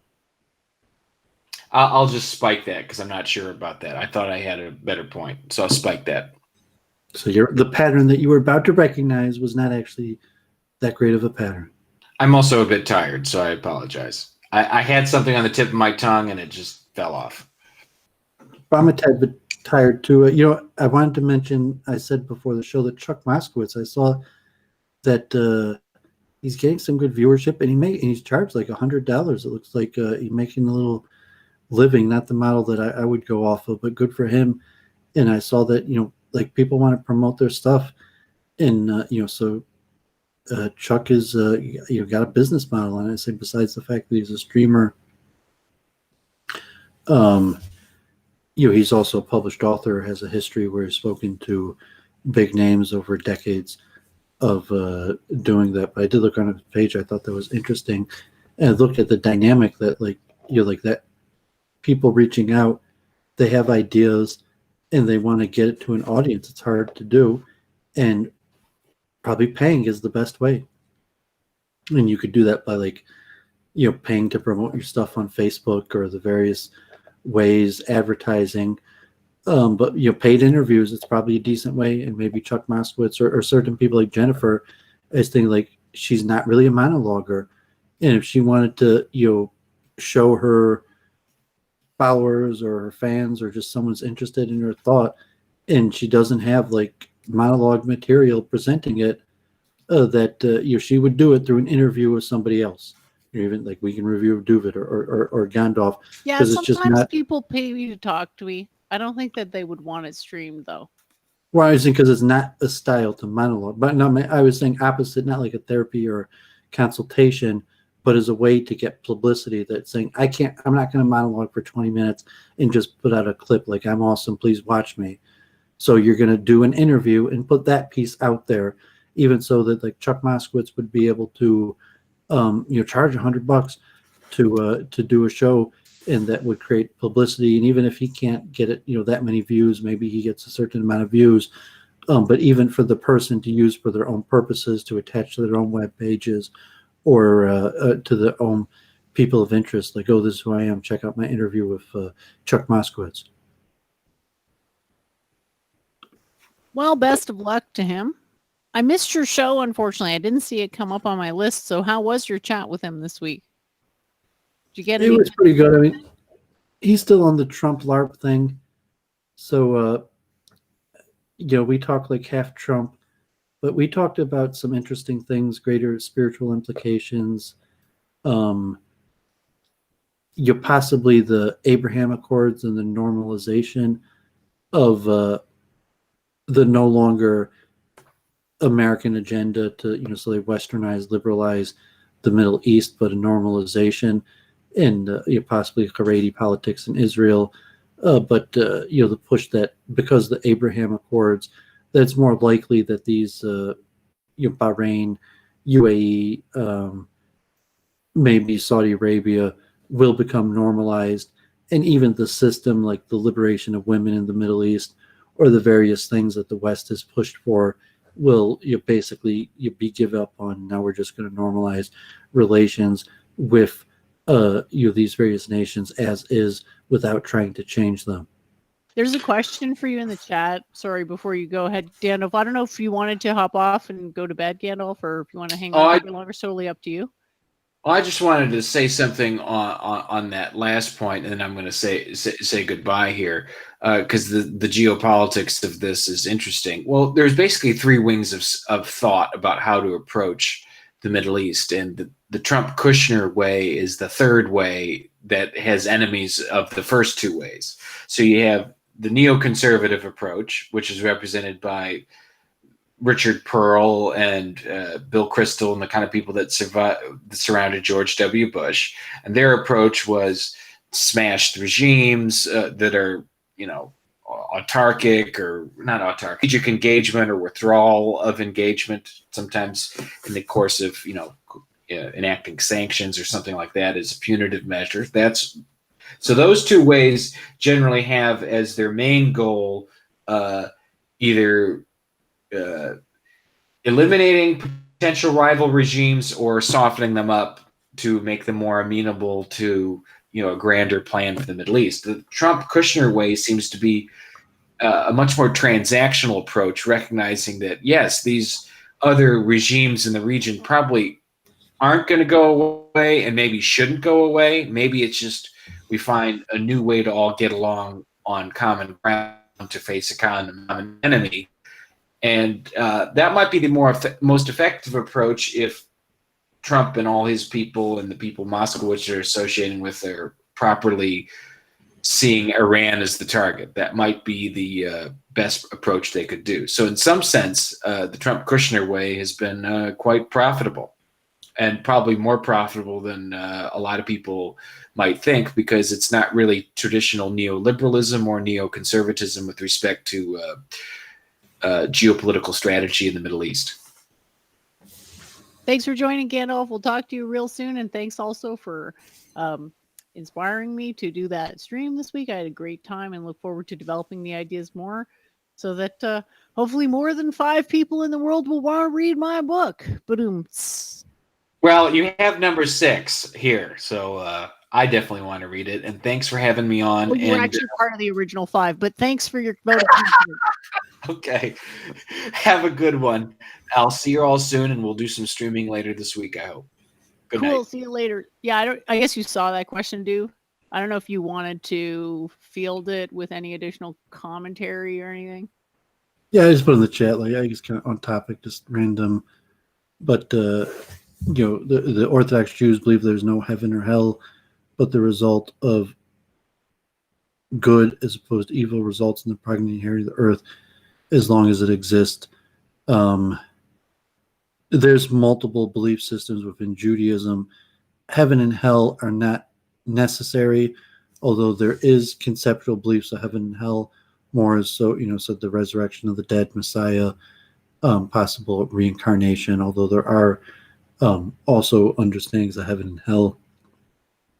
Generally, Judaism is more about practice than belief, and of the necessary beliefs, heaven and hell are not one of them, as were belief in Messiah and resurrection of the dead are, and how those axioms could apply within it, assuming that the axiom of resurrection of the dead is more important than heaven or hell.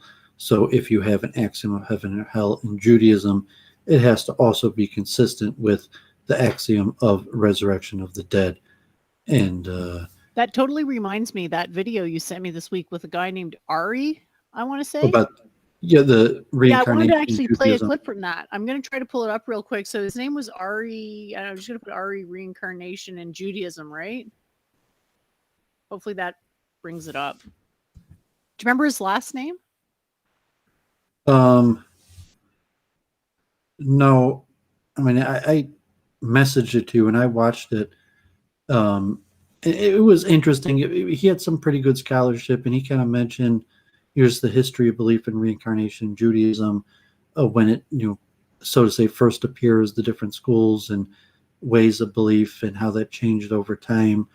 So it was pretty scholarly. I don't think I'd ever heard of the guy, but he looked like he did his research, and I found it just through a random YouTube search. Like I searched for videos on Jewish studies, but basically every weekend at the end of the week, I searched for any good videos on Jewish studies, and that one came up, and so I forwarded it to Jennifer also and recommended that she watched it. He didn't really mention anything that I hadn't heard of, but yeah, it was still a pretty good video, and I still plan on doing my public study session, Ask the Rabbi, on reincarnation in Judaism.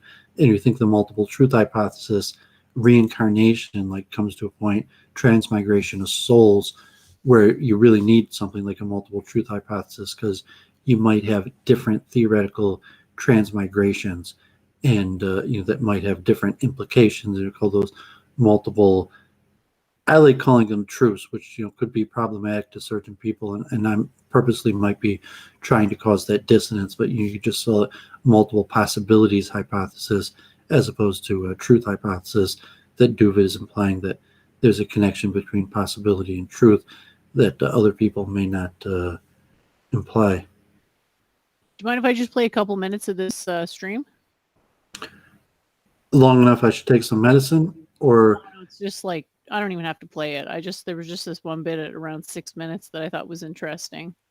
yeah, go ahead. Yeah, I'm here. Go ahead. So, maybe for we'll example, wrap when up. Kabbalah begins to circulate in southern France and northern Spain in the early 13th century, at the same time, there was the Albigensian group. There was sort of this heretical Christian group, also known as Cathars, and they believed in a form of Gnosticism, an idea that this world is a kind of trick by an evil god, and that souls are constantly being reborn into bodies in order to keep them trapped in this world. And they embraced a form of asceticism and celibacy in order to perfect their souls and have it escape this world and be reunited with the good God, because it's currently imprisoned in this world, subject to an evil God. So that was a kind of doctrine of reincarnation that was circulating around the same time that Kabbalists are developing their notions of reincarnation. But is this an adaptation of that? We can't really say. Similarly, of course, the place where we find the oldest and most developed notions of reincarnation is in India, especially in some of the Brahmanic Hindu texts. So is this the result of exposure of Jews to South Asian culture in the Middle Ages, which they were exposed to? There were Jews living in South Asia. There were Jews who were doing trade across the Silk Route and other possible avenues for communication. I think not only can we not really answer that question, but that the issue of religious. Okay, I'll just turn it off. And We most can Kabbalists go back to the connect- conversation. I just thought that one bit, I hope it passed over the bit that I thought was interesting about basically The Vedic origins of Jewish belief in reincarnation. that wasn't the specific thing that I was interested in. It was more, I've came to that conclusion through my research also, that the even a lot of the Kabbalism in general, but specifically reincarnation, and even is there's a verse in the Zohar that makes it possible that the Bhagavad Gita is actually the wisdom of Abraham, or that the wisdom of reincarnation was given to the Hindus through the book of the Bhagavad Gita.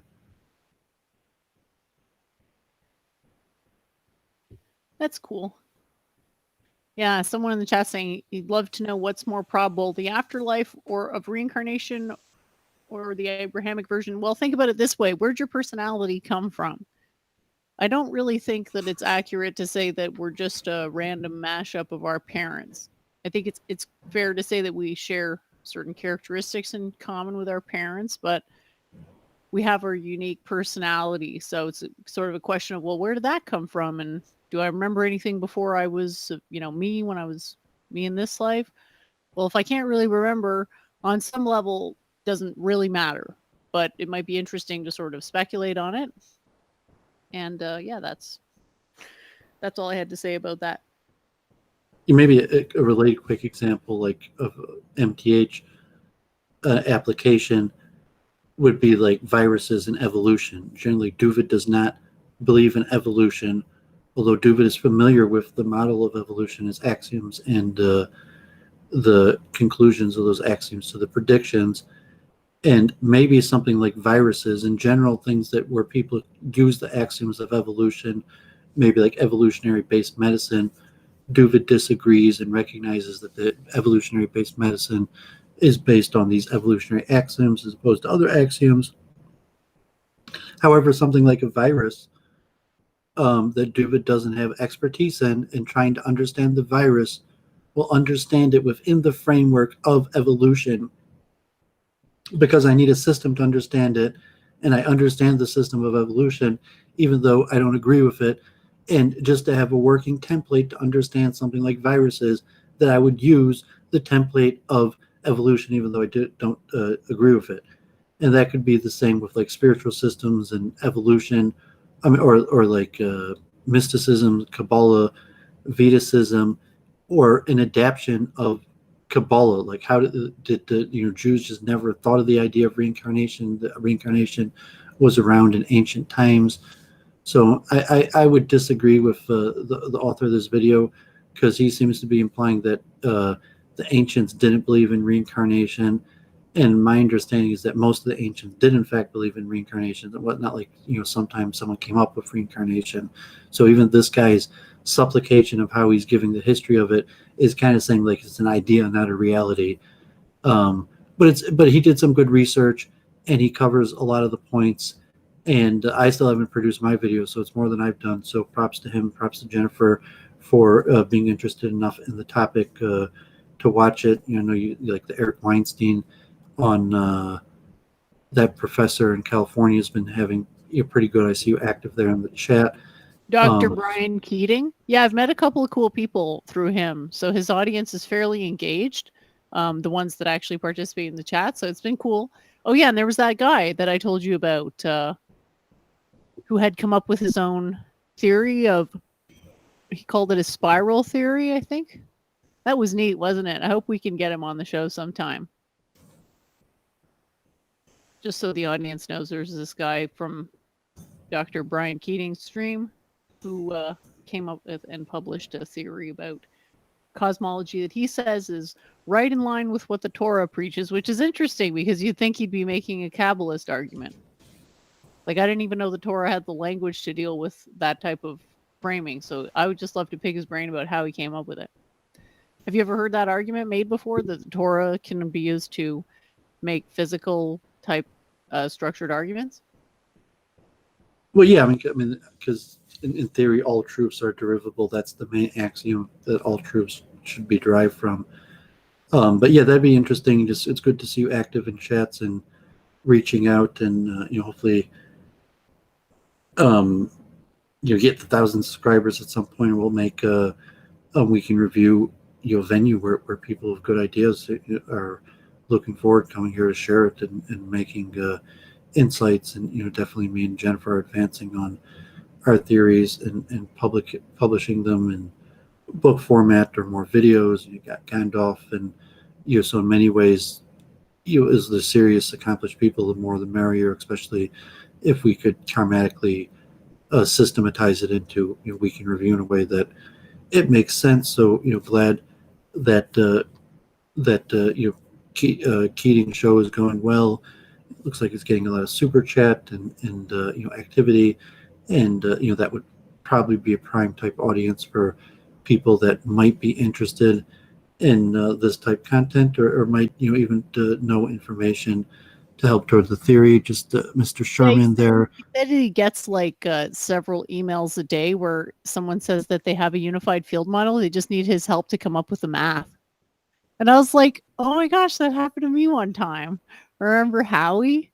He's promised to split the earnings from the Nobel Prize. I just had to help him with the math. You mean do all the work? Wait, that's familiar. That's what Super Librix said as well. So maybe it's happened twice. At least Doovid stimulates my imagination. And over time, I don't mind contributing to his work, because he's actually, he's doing the work himself. We put something out there that could, as of now, be beneficial to the people who watch this. Saying that as a mental technique or way of looking at things that makes a person able to understand complex things, or like a speed reading technique, or possible to say that we're academic people who are not aiming for low hanging fruit, and the mind needs to be exercised. And going forward, that you're that we don't know exactly how to explain things, and there's multiple models to explain them, and you need to have working ability in the mind for these various models. And so feeling that way, like progress, at least in terms of understanding it. And I plan on did you want to wrap up? I'll say what I plan on doing You this can keep week. talking. I'm pretty cool to just go as long as you want to go, and it's all good. I'm got a pretty chilled out lifestyle these days. I'm a little tired, and we haven't been doing like 5-6 hour streams from now. I've been going to sleep earlier and getting up earlier. I have hopefully a guy who saw my stream with Henry Doktorsky on New Vrindavan, the God, Guns, and Gold. And I had his book. He's been here in Detroit. Another Hare Krishna ISKCON devotee. I think he's even in Croatia. He's at a Vedic college, Danisvar Das. And he's got a book, Divine or Demonic Spiritual Movements and the Enemies Within. And it looks at Vedic Sampradaya transmission lines and Christian transmission lines and the theory of, like working within the system or people within the system for the wrong reasons and different forces. So should be an interesting conversation. That's probably next week. That's not going to be this week. Hanukkah's coming this Friday. I think is the first night to light Hanukkah candles. That's just the. There are events here, so maybe next Sunday, if I do go to an event, I'll let you know if we can review. We'll have to be a little later, than normal. That's possible, and maybe I'll even live stream some of these Hanukkah events. And I'm going to continue reading some of these papers on chess and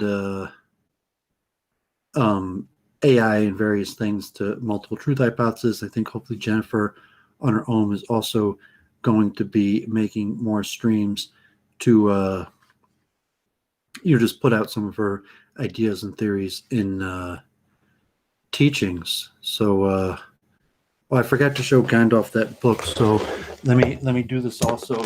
I mentioned it to Jennifer. I saw this book, and I'm usually cheap. It was Turchin, so Gandalf knew the author correctly. So when I mentioned figuring out the past, I think Gandalf said Peter Turchin.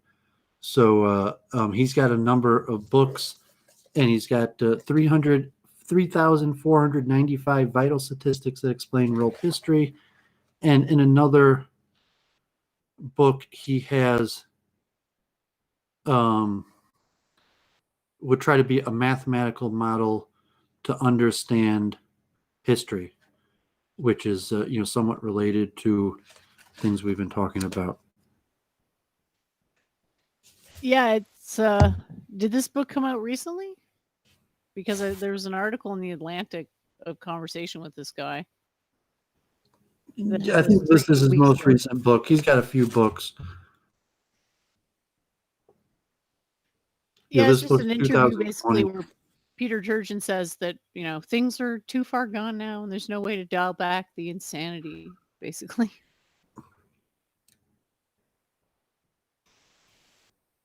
Okay, so you want to wrap up, or did you want a monologue, or is Aiken he's coming on? No, I think he's busy right now. He's got lots of work to do. So we'll wrap it up for now. Thank you so much for participating in the show. I had a great time and look forward to the next stream. We'll see everybody next Sunday, if not sooner. Please stay tuned to the channel and also subscribe to Doovid's channel. Link in the comments. Talk to you real soon, Doovid. Yeah, thank you. Bye, everyone. Yeah, that's just so to say, a worthless opinion of. It's so important that she can't be told, she won't be told that it's wrong. And bringing it back to Church of Entropy in her attack dog Gandalf the White. Why don't you learn to shut up and fuck goddamn logic? They control the media, and the media is capable of making the sheeple believe in anything. Yeah, I don't mind. I mean, we've had these streams, and I've been doing with Church of Entropy, and she's been bringing on new people, and we did those streams on stream etiquette. We walked through the technology. I have very strongly negative opinions of the kind of Brundle clique. Is she trying to garner herself cult prestige by